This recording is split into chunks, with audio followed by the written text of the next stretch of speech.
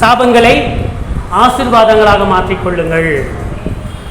நான் சாபங்களை ஆசீர்வாதங்கள் மாற்றிக்கொள்ளுங்கள் பாகம் 1 அப்படின்னு போட்டாவே உங்களுக்கு விஷயம் புரிஞ்சிடும். இது ரொம்ப பெருசாக போச்சு. செய்தி தியானிக்கும் போது அது பாட்டுக்கு அது போய்கொண்டே இருக்கிறது.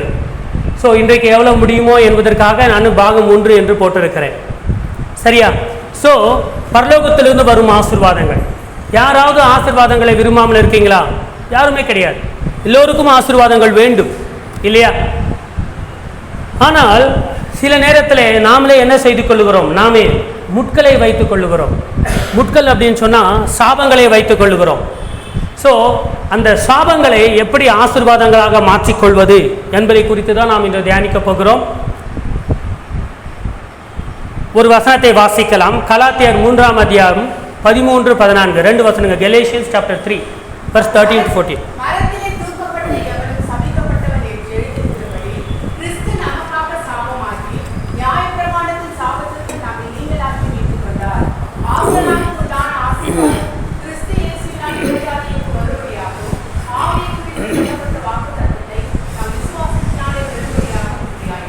இந்த வசனத்தில் பாருங்க, எத்தனை முறை சாபம் என்ற வார்த்தை வருகிறது, எத்தனை முறை ஆசீர்வாதம் வருகிறது. மரத்தில் தூக்கப்பட்ட எவனும் சபிக்கப்பட்டவன். மரத்தில் தூக்கப்பட்ட எவனும் அப்படின்னு சொன்னால் ஒருவரை சிலுவையிலிருந்து அறையும் போது அந்த நபர் யார்? சபிக்கப்பட்டவன். அந்த இடத்துல சபிக்கப்பட்டவர்களாக இருக்க வேண்டியவர்கள் யார் தெரியுமா? நாம் தான். ஆனால் அதற்கு பதில் என்ன ஆனாங்க? கிறிஸ்து நமக்காக சாபமாகி, அவர் நமக்காக என்ன ஆனார்? சாபமானார். நியாயப்பிரமாணத்தின் சாபத்திற்கு நம்மை நீங்களாக்கி மீட்டுக் கொண்டார். அப்போ நியாயப்பிரமாணத்திலிருந்து சாபமும் வருமா? எஸ். நியாயப்பிரமாணத்தை மீறுவதே பாவம். நியாயப்பிரமாணத்தை நாம் மீறும்போது நமக்கு என்ன கிடைக்கும்? சாபம் கிடைக்கும். கர்த்தருடைய கட்டளைகள் நியாயப்பிரமாணம் என்று சொன்னால் கர்த்தருடைய கட்டளைகளை மீறுவதே நமக்கு அது சாபமாக இருக்கும். அந்த சாபத்திலிருந்து கிறிஸ்து என்ன பண்ணாரு? நம்மை மீட்டுக்கொண்டார். அது மாத்திரமல்ல, அதன் பிறகு மீட்டுக்கொண்டார், காப்பாற்றிட்டாரு. அதன் பிறகு என்ன கிடைக்கணும்? ஆபிரகாமுக்கு உண்டான ஆசீர்வாதம். ஆபிரகாமுக்கு கிடைத்த ஆசீர்வாதம் யாருக்கு வரணும்? கிறிஸ்து இயேசுவினாலே புற ஜாதிகளாகிய நமக்கு வரும்படி. ஆபிரகாம் யாருடைய பிதா? யூதர்களுடைய பிதா. ஆனால் நாம் புற இனத்தவர்களாக இருக்கிறோம். நாங்கள் புற ஜாதியாக இருக்கிறோம். நாம் யூதர்கள் இல்லை இல்லையா? ஆனால் நமக்கு ஆசீர்வாதம் வேணுமே. ஆபிரகாமுக்கு கர்த்தர் கொடுத்த ஆசீர்வாதம், ஆபிரகாமுக்கு கர்த்தர் கொடுத்த ஆசீர்வாதம் 2 வகையாக இருக்குது. ஒன்று உலக பிரகாரமான ஆசீர்வாதம், இன்னொன்று ஆவிக்குரிய ஆசீர்வாதம் கூட, ரட்சிப்பு கூட. இயேசுவினால் புறஜாதிகளுக்கு வரும்படியாக ஆவியை குறித்து சொல்லப்பட்ட வாக்கு தத்தத்தை நாம் விசுவாசத்தினாலே பெரும்படியாகும் இப்படி ஆயிடுச்சு. ஸோ இயேசு கிறிஸ்து நமக்காக என்ன ஆனார் என்று சொன்னார்? அவர் கிரைஸ்ட் ஹேஸ் redeemed us. அவர் நமக்காக சாபமானார். from the curse of the law having become a curse for us. நமக்காக அவர் சாபமாக மாறிவிட்டார். நம்ம இது ரொம்ப மேலோட்டமாக பார்க்கிறோம்.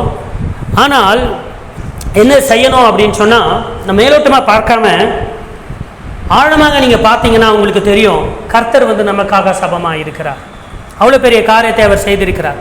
ஸோ ஆகையினால இன்றைக்கு அந்த சாபத்திலிருந்து எப்படி விடுதலை ஆவது, அதற்காக அவர் என்ன செய்திருக்கிறார் என்பதை நம்ம பார்க்க போகிறோம்.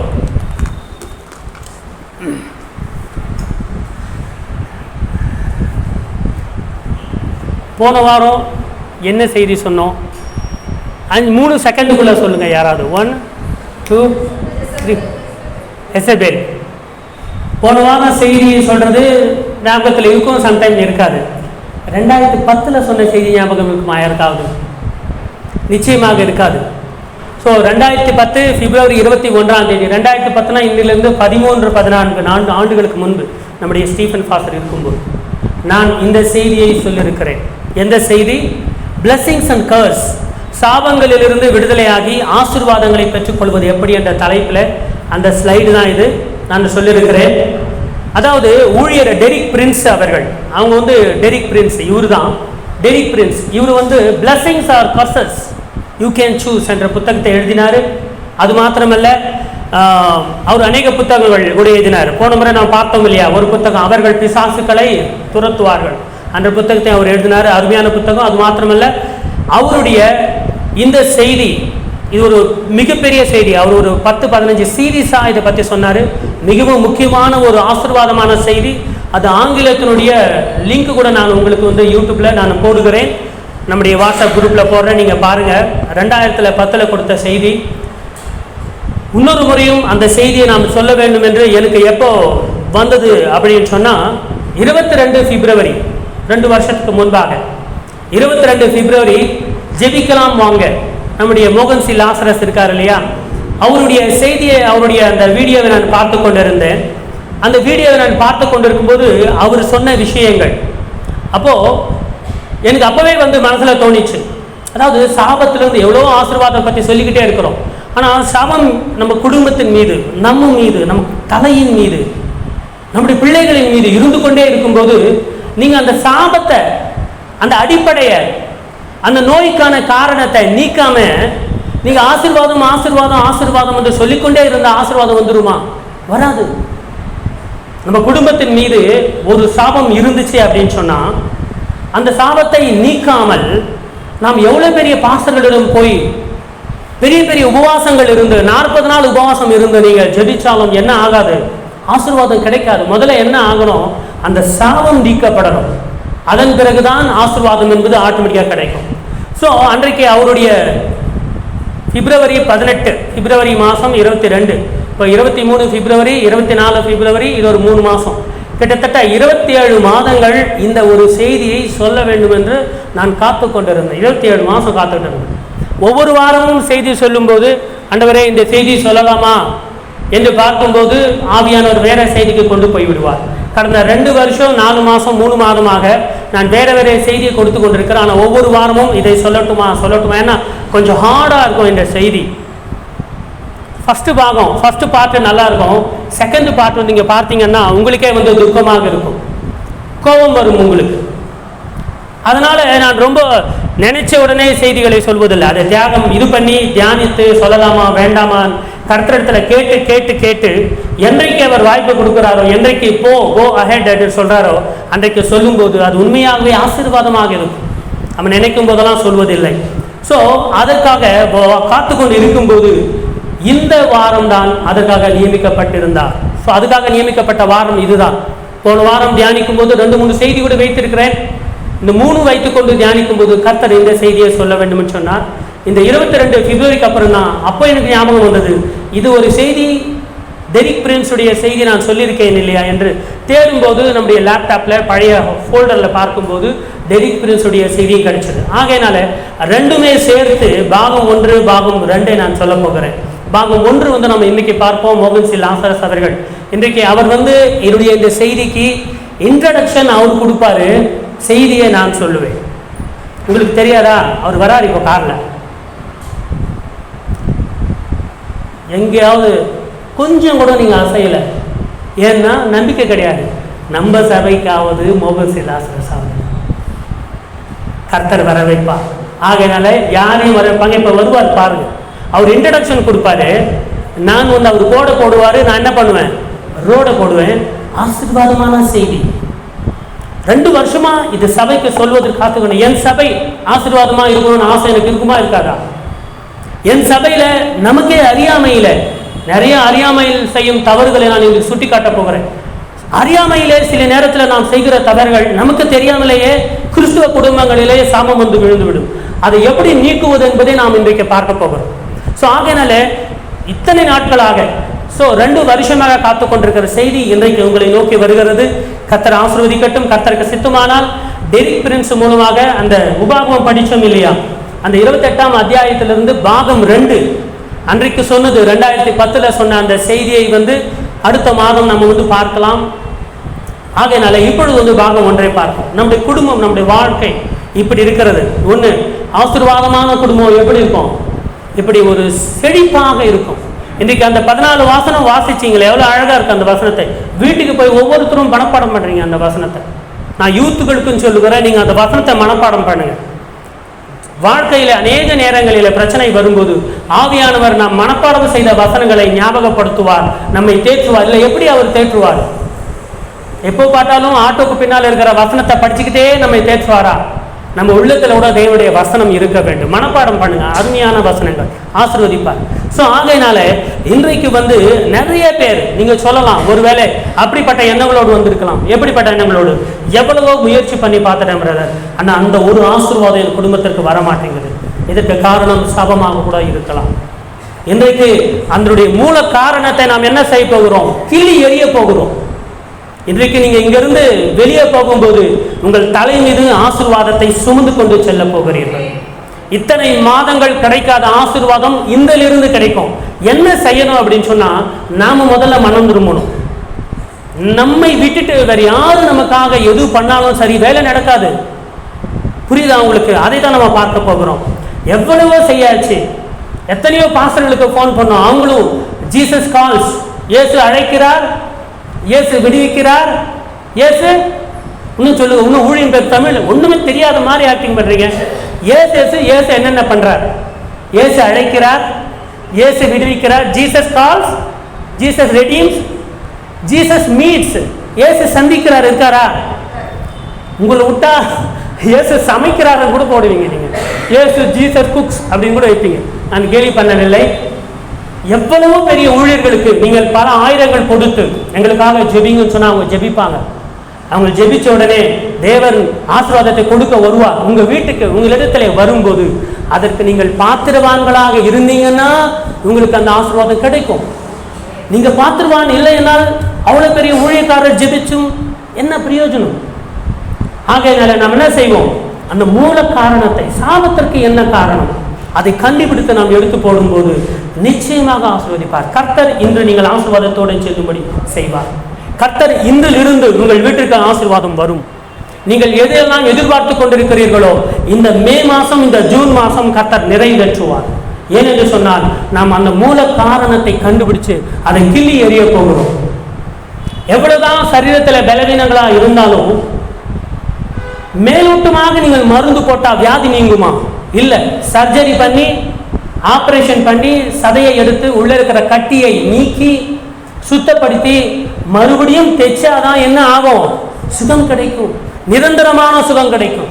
உங்கள் ஆத்மாவுக்கு நிரந்தரமான சுகம் கிடைக்கும். இன்றைக்கு இங்கிருந்து போகும்போது there won't be any curse in my church. நம்ம சபையில, நம்முடைய பிள்ளைகள் சபையாருடைய வீடுகளிலே, குடும்பங்களிலே எந்த ஒரு சாபத்தின் ஒரு கிராம் கூட இருக்கவே கூடாது.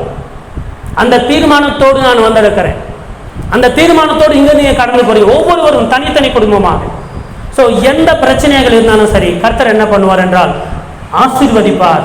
அதற்கு நாம் தான் தடைக்கல்லாக இருக்கிறோம், நாம் தான் வந்து ஸ்டாப்பா இருக்கிறோம். ஸோ இப்படி இருக்கக்கூடாது. நம்முடைய ஆசீர்வாதமான குடும்பம் அப்படி செழித்து இருக்க வேண்டும். நாம் தான் அதற்கு செய்ய வேண்டும். கர்த்தர் இந்த வசனங்களை ஆசீர்வதிப்பாராக. அநேக நேரங்களிலே நான் இன்றைக்கு யாரையும் குற்றப்படுத்தவில்லை. நம்மை அறியாமலேயே அன்னோயிங்லி நிறைய தவறுகளை நாம் செய்கிறோம். அது சாபத்தை கொண்டு வரும் பாவம் என்று கூட நமக்கு தெரியாது. இன்றைக்கு தெரிவித்து விடுகிறோம், அவ்வளவுதான். இன்றைக்கு சொல்ல போகிறோம், இந்த தப்பு இது வந்து உங்க வீட்டில் இருக்கு. இப்ப நீங்க இன்னைக்கு யோசிக்கிறேன், நான் பாதிய செய்தியில சொல்லுவேன்.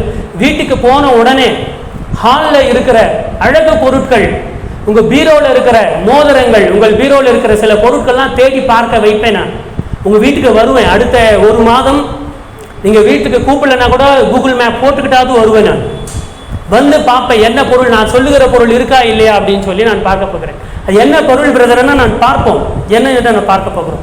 ஸோ ஆகையினால இது கூட வந்து நம்முடைய மோகன் சி லாசர்ஸ் அவர்கள் பிப்ரவரி மாதம் 22 வருஷத்துக்கு முன்பாக கொடுத்த அந்த செய்தியில் இருக்கிற ஒரு 6 நிமிஷம் செய்தி இன்ட்ரடக்ஷன் அவர் கொடுப்பாரு. அதன் பிறகு அவர் வெறும் அவர் இன்ட்ரடக்ஷன் கொடுப்பாரு. அவரும் சொல்லியிருக்காரு, நான் வேற வேற நேரத்தில் அதை விளக்குவேன் அப்படின்னு. அந்த செய்தியை நான் பார்க்கவில்லை, ஆனால் இன்ட்ரடக்ஷன் மாத்திரம் பார்த்தேன். கவனிங்க, கேளுங்க, அவர் சொல்லுகிற ஒவ்வொரு வார்த்தையும் கேளுங்க. அதன் பிறகு செய்திக்கு போவோம். நிச்சயமாக 100% நான் கேரண்டி கொடுக்குறேன். இன்றைக்கு போகும்போது நீங்கள் ஆசீர்வாதமாக போவீர்கள். கர்த்தர் அதுக்கு கேரண்டி கொடுப்பாரு. ஸோ நாம் வந்து இப்பொழுது அந்த செய்தியை நம்ம பார்க்க போகிறோம். இன்னைக்கு தான் வயிறு வீக்கம். 2 வருஷமா 3 மாசம் வயிறு வீங்கி இருந்தது எனக்கு. எப்போ சொல்லுவேன் என்று சொல்லி இன்றைக்கு சொல்லிட்டேன்னா திருப்தியாக நான் வீட்டுக்கு போவேன். இன்றைக்கு இதனுடைய ராஜ்யம் வரட்டும், நம்ம போய்விடலாம். சரியா? இன்றைக்கு ஒருவேளை தேவனுடைய ராஜ்யம் வந்தாலும் இங்கே இருக்கிறவர்கள் ஒவ்வொருவரும் அதில் பிரவேசிக்க வேண்டும். இன்க்ளூடிங் இங்கே இருக்கிற கொசுவும் இங்கே இருக்கிற பள்ளியும் கூட. கார்னர்ஸ்டோன் பிரேயர்ல இருக்கிற ஒவ்வொரு ஆத்மாவும் இழக்கப்படக்கூடாது. ஒவ்வொரு தேவனுடைய ஆலயத்திற்கும் தேவனுக்கு முன்பாக அவர் வரும்போது போகணும். அதுதான் நம்முடைய இலக்கு. வேற எதுவுமே இலக்கு கிடையாது. நாம் சபைக்கு வருவதனுடைய நோக்கம் கூட அதுதான். இந்த ஒரு செய்தியை நீங்க பாருங்க, ஒரு 6 minutes தான் இருக்கு. சரியா? சரி, சாபம்னா என்னங்க? அதுக்கு சரியான ஒரு விளக்கம் சாம் ஜபத்திரன்னு கொடுத்திருக்கிறாங்க. சாம் ஜபத்திரன்னு ஒரு ஊழியக்காரங்க, புதுசா வந்து நிறைய பேருக்கு தெரியாது. அந்த விளக்கம் அப்படின்னு ஒரு தியானம் கலவெளியிட்டு நல்ல ஒரு தெய்வ மனிதன். சொல்ல மாட்டீங்களா நீங்க? என்ன சொல்லுவோம்னா ஒரு 5 விதம் சொல்ல மாட்டீங்களா? வெறும் ஆடியோ நினைச்சிங்களா? ஆடியோலாம் இல்லை. ஆடியோ காமிச்சா கொஞ்சம் தான் போகும். படத்தோட டிசைனோட நம்ம காட்டும்போது தான் வந்து மனசில் நிற்கும். இதெல்லாம் ஓடுது, நம்ம போகலான்னு பார்த்தா பழசு அங்கேயே நிற்குது. அறிந்து கொள்ளணும். சரியா? சரி, சாபம்னா என்னங்க? அதுக்கு சரியான ஒரு விளக்கம் சாம் ஜபத்திரன்னு கொடுத்திருக்கிறாங்க. சாம் ஜபத்திரன்னு ஒரு ஊழியக்காரங்க, புதுசா வந்து நிறைய பேருக்கு தெரியாது. அந்த விளக்கம் அப்படின்னு ஒரு தியான புக்கெல்லாம் வெளியிட்டு நல்ல ஒரு தெய்வ மனிதர். அவங்க வந்து என்ன சொல்லுவோம்னா ஒரு 5 விதமான ஊழியமும் அவங்களுக்குள்ள இருந்ததை நான் பார்த்திருக்கிறேன். அப்படிப்பட்ட ஒரு நல்ல தெய்வ மனிதர். அவனுடைய இழப்பு எனக்கு கூட ரொம்ப பாதிப்பு. இல்லைன்னா நாங்கள் வந்து திருப்பத்தூர்ல வருஷத்துல 2 முறை கூடும்போது எனக்கு நிறைய நான் பைபிள் ஆரம்பிக்கிறேன். அவனுக்கு தான் கேட்க போய் என்ன இதுக்கு என்ன அர்த்தம், இதுக்கு என்ன அர்த்தம்னா ஒரு சின்ன பிள்ளைக்கு சொல்லிக் கொடுக்குற மாதிரி அழகா சொல்லிக் கொடுப்பாங்க. அந்த ரொம்ப இன்ட்ரெஸ்டா அவங்க கேள்வி கேட்டா சாபத்தை பற்றி நான் நிறைய அவங்ககிட்ட தான் படித்தேன். எனக்கு நிறைய கொஸ்டின் இருந்துச்சு. ஏன் நடக்குது அவங்க மூலமா தான் நிறைய அந்த சாபத்தினுடைய கிரியைகள் என்ன. அதுக்கப்புறம் தான் நான் நிறைய பைபிளை வாசித்து சாபத்தை பற்றி முழுமையா நான் அறிந்து கொண்டேன். அவங்க ஒரு அருமையான வழக்க சொல்லியிருக்கிற நல்ல கவனிங்க.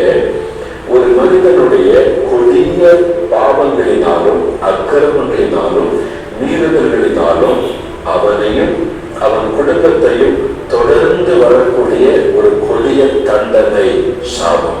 நல்லா அறிந்து கொள்ளுங்க. ஒருவனுடைய கொடிய பாவங்கள், எல்லா பாவமும் கிடையாது, கொடிய பாவங்கள் அக்கிரமங்கள் மீறுதல்களினால் அவனையும் அவன் குடும்பத்தையும் தொடர்ந்து வரக்கூடிய ஒரு தண்டனை, ஒரு தெய்வ தண்டனை. அதான் சாபம் என்பது. அதான் சாபங்கள். அது மாத்திரம் எல்லா பாவங்களுமே சாபத்தை கொண்டு வராது. எல்லாம் நீங்க அதை புரிந்து பாவம்னால உடனே சாபம் சொல்லிடக்கூடாது. சாதாரண பாவங்களும் உண்டு. பைபிள்ல நிறைய இருக்கு. அதாவது சிலருடைய பாவங்கள் நியாயத்திற்கு முந்தி கொள்ளும் அப்படி சொல்லப்பட்டிருக்கிறார். சில பாவங்கள் உடனே நியாயத்திற்பை கொண்டு வந்து விடும், அதுவும் பைபிள் இருக்கிறது. அதனால இந்த பாவங்கள் வகைப்படுத்தப்பட்டிருக்கிறது. எந்த பாவமா இருந்தாலும் அது பாவம் தான், கரை தான். தேவனை விட்டு மனுஷனை பிரிச்சணும், மனதிலிருந்து ரட்சிக்கப்படணும். ஆனா அதனுடைய விளைவுகளில் வித்தியாசம் இருக்கிறது, கிரியைகளில் வித்தியாசம் இருக்கிறது. எல்லா பாவங்களுமே சாபம் என்று நாம் சொல்லிவிடக் கூடாது. சாபத்தை கொண்டு வராது. அந்த சாதாரண பாவங்களும் உண்டு. சில பாவங்கள் அக்கிரமங்கள், அதுதான் அந்த தேவனுடைய கோபாக்கினையை கொண்டு வரக்கூடிய பாவங்கள். தேவனுடைய கோபத்தை தூண்டி எழுப்பக்கூடிய பாவங்கள் தான் சாபத்தை கொண்டு வரும். முக்கியமா விக்கிரக ஆராதனை, மனுஷ வணக்கம், பேய் வணக்கம், அப்புறம் விபச்சாரம், தேசிக்கனம், வெள்ளிசூனியம், வெள்ளிசூனி செய்கிறது, கொலை செய்வது, ரத்தம் செலுத்துதல், நம்பிக்கை துரோகம், நம்பின மனுஷனுக்கு துரோகம் பண்ணாம நம்பிக்கை துரோகம். இப்படிப்பட்ட சில பாவங்கள் தான் சாபத்தை கொண்டு வந்துவிடும். அதனால எல்லா பாவமே சாபம் அப்படின்னு நம்ம சொல்லிடக்கூடாது. சரியா? சில பாவங்கள் வந்து சாதாரண பாவங்களா இருக்கும். சில பாவங்கள் தான் அது சாபமாக வெளிப்பட்டு விடும்.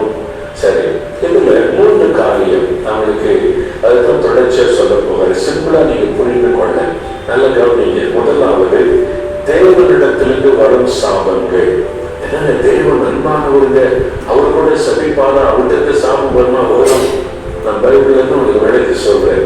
அப்ப அன்பான ஒரு ஆண்டவர் நம்முடைய இந்த சாபத்துக்கு உட்படுத்துகிறார் அப்படின்னா அதுக்கு என்ன காரணம்? அதெல்லாம் பைபிள் இருக்குது. அப்ப தேவனிடத்திலிருந்து வரக்கூடிய சாபங்கள் உண்டு. 2வது, மனுஷரால் வரும் சாபங்கள். மனுஷனை சபிச்சிருவாங்க, இல்ல வந்து நீ நாசமா போயிருவேன், நீ அடிஞ்சுக்கிறவனோட சபிக்கிற மண்ணெடுத்து போட்டு சில சாபம் பண்ணுவாங்கல்ல, அது காரணம் இல்லாமல் இருந்தா அது பலிக்காது. எத்தனை சாபமும் விழுந்த போது உங்களுக்கு ஆசீர்வாதமா மாறிக்கிட்டே இருக்கும். ஆனா ஒரு காரணத்தோடு அவங்க சபிச்சாங்கன்னா அந்த மனுஷனுடைய சாபம் உங்களை பாதிச்சிடும்.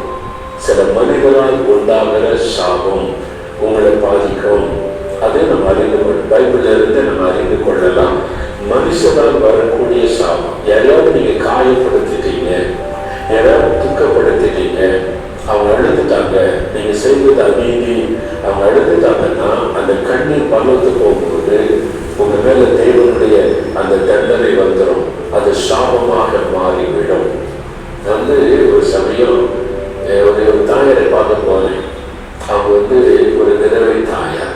அப்ப அவங்க ஆரம்பத்தில் வீட்டுல போய் நான் குடிமை ஜெபத்தெல்லாம் பங்கு பெற்று நிறைய கிறிஸ்தவ பாட்டுல அவங்கள்ட்ட கற்றுக்கொண்டேன். வீட்டுல அவங்களுக்கு பிள்ளைகள்லாம் அவங்க பார்க்க போகும்போது அழுது கொண்டு இருந்தாங்க. ரொம்ப ஏங்கி அழுதாங்க. வீட்டு வாசற்படியில் உட்கார்ந்து எதுக்கு அழுகுறீங்க, என்ன நடந்தது என்பதா விசாரிச்சேன்.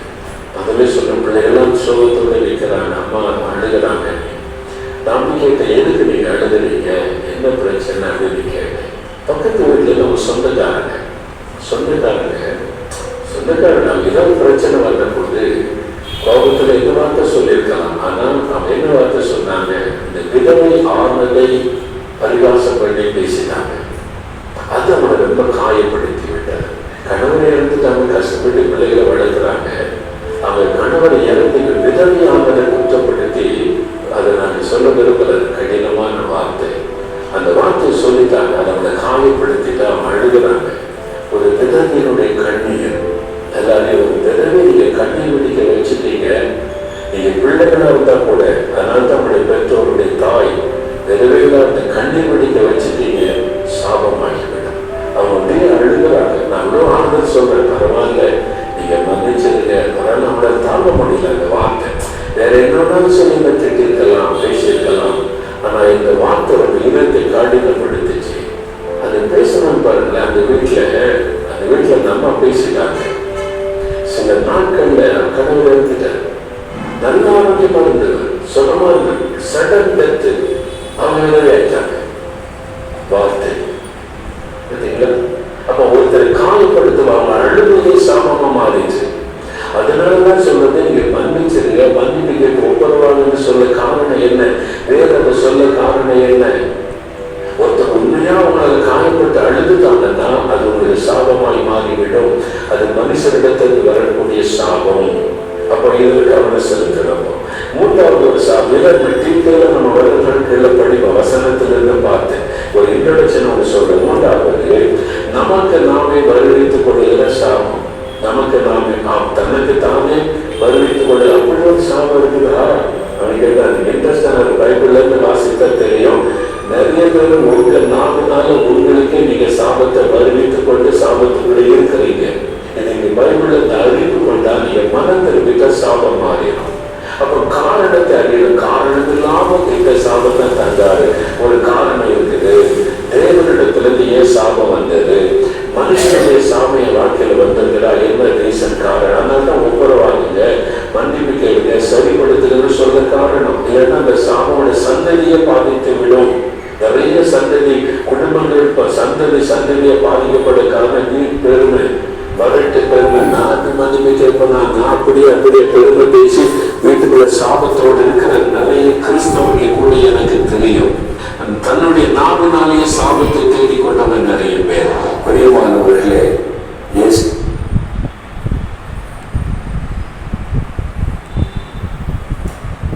கவனித்தீர்களா? பார்த்தோம் இல்லையா? நாம நிறைய விஷயங்களை சொல்லியிருக்கிறார்.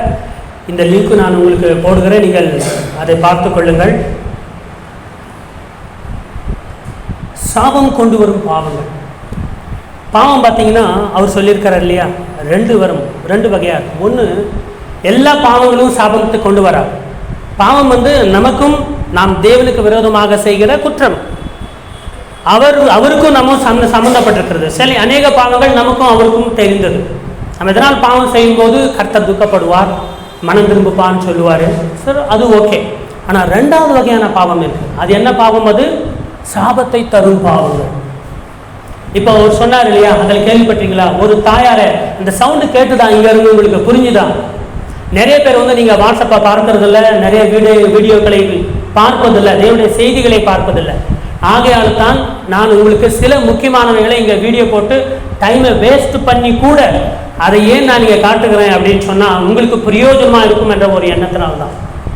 ஸோ சில பாவங்கள், ஒரு தாயார் இருக்காங்க, அவர் சொல்றாரு பார்த்தீங்களா, அவங்கள வந்து மன துக்கம் வரும்படி செய்து விட்டார்கள். ஆனால் இதை ஞாபகத்தில் வைத்துக் கொள்ளுங்கள், காரணம் இல்லாத இட்ட சாபம் தங்குமா? தங்காது. நான் உங்களுக்கு சொல்லுகிறேன், உலகத்தில் இருக்கிற டாப் ஒவ்வொரு நாட்டில் இருக்கிற 10 பெரிய ஊழியக்காரரை அழைச்சிட்டு வாங்க, அந்த 1000 பேர் இங்கே நிற்க வைங்க. இங்கே ஒரு கிறிஸ்துவ விசுவாசியை நிற்க வைப்போம், அந்த 1000 பேர் இவரை சபிக்கட்டும், சாபம் வருமா? வராது. ஏன் வராது? இந்த தம்பி இல்லை இந்த கிறிஸ்துவர் அந்த பாஸ்டருக்கு என்ன துரோகம் பண்ணாரு? தேவனுக்கு விரோதமாக என்ன பாவம் பண்ணாரு? ஒன்றும் வராது. ஆனால் ஒரு அந்நிய மனிதனுக்கு நீங்க ஒரு துக்கம் செய்துட்டீங்க, அவரை துக்கப்படும்படி செய்து விட்டீர்கள் என்றால், நீங்கள் கிறிஸ்தவர்களாக இருந்தாலும் அவங்க காரணத்தோடு அழுது உங்கள் மீது சபித்தார்கள் என்று சொன்னால் அது நிச்சயமாக வரும். இல்லை எனக்காக Jesus calls, Jesus redeems, Jesus meets, அவங்கெல்லாம் ஜெபிக்கிறாங்கன்னு சொன்னால், அவங்க ஜெபித்தாலும் நீ பாவம் செய்தபடியினால, சாபம் தரும் பாவத்தை செய்தபடியினால என்ன பண்ணணும்? அந்த ஜெபங்கள் வேலை செய்யாது. எது வரைக்கும்? நாம மனம் திரும்புற வரைக்கும். ஆகையால் தான் சொல்லுகிறோம் மனம் திரும்புங்கன்னு சொல்றது. அவர் சொல்றாரு சாபம் எப்படி வருமா? 3 வகையா வரும். எப்படிப்பட்டது வரும்? தேவன் மூலம் வரும் சாபங்கள். அதுதான் இப்போது ஒரு வசனத்தை வாசித்தோம் இல்லையா, நியாயப்பிரமாணத்தின் சாபத்திலிருந்து கிறிஸ்து நமக்காக என்ன ஆனார்? மீட்டு கொண்டார். நியாயப்பிரமாணத்தின் சாபம் யாருடைய சாபம்? தேவன் தரும் சாபம் தான். எப்பொழுது நாம் நியாயப்பிரமாணத்தை மீறுகிறோமோ அப்பொழுது வருகிறது. அதே போல மனிதர்கள் மூலம் வரும் சாபங்கள். ஆகையால் தான் சொல்லுகிறோம், எஸ்பெஷலி கேர்ள்ஸ், எஸ்பெஷலி லேடிஸ், மற்றவர்களை அழ வைக்காதீங்க, வார்த்தைகளால் அழ வைக்காதீங்க. நான் அதை வேடிக்கையாக சொல்வது உண்டு. என் மனைவி எக்ஸாம்பிள் வச்சு, எங்கள் அம்மா எக்ஸாம்பிள் வச்சு, மாமனார் மாமியார் மருமகள் எக்ஸாம்பிள் வச்சு ஏன் சொல்கிறேன் அப்படின்னா, அவருடைய சீரியஸ்னஸ் உங்களுக்கு புரியும் என்பதற்காக. ஒரு தாயாரை நாம் தேவையில்லாமல், மறுபடியும் ஞாபகத்துக் கொள்ளுங்க, அவங்க உங்களுக்கு ஓனன்ட்டே பிரச்சனை பண்ணி நீங்கள் ஏதாவது செய்யும்போது அவங்க அழுதாங்கன்னா அது சாபம் இல்லை. அவர்கள் பக்கம் நியாயம் இருக்கும்போது, உங்கள் பக்கம் அநியாயம் இருக்கும்போது, அநியாயமாக அவர்கள் நீங்கள் அழ வச்சிட்டிங்கன்னா கர்த்தர் அதை பார்த்து சும்மா இருப்பாருன்னு நினைக்காதீங்க. ஸோ அதைத்தான் ஊழியக்காரர் சொல்லியிருக்கிறார். அவர் ஒரு லிஸ்ட் போட்டார் இல்லையா, ஒவ்வொன்றான என்னால் போக முடியாது. அவர் என்னென்ன லிஸ்ட் போட்டார் பார்த்தீங்களா? சாபம் என்றால் என்ன? நாம் செய்யும் பாவங்கள் அது என்ன செய்யுமா? தேவனுடைய கோபத்தை தூண்டக்கூடிய பாவங்கள்.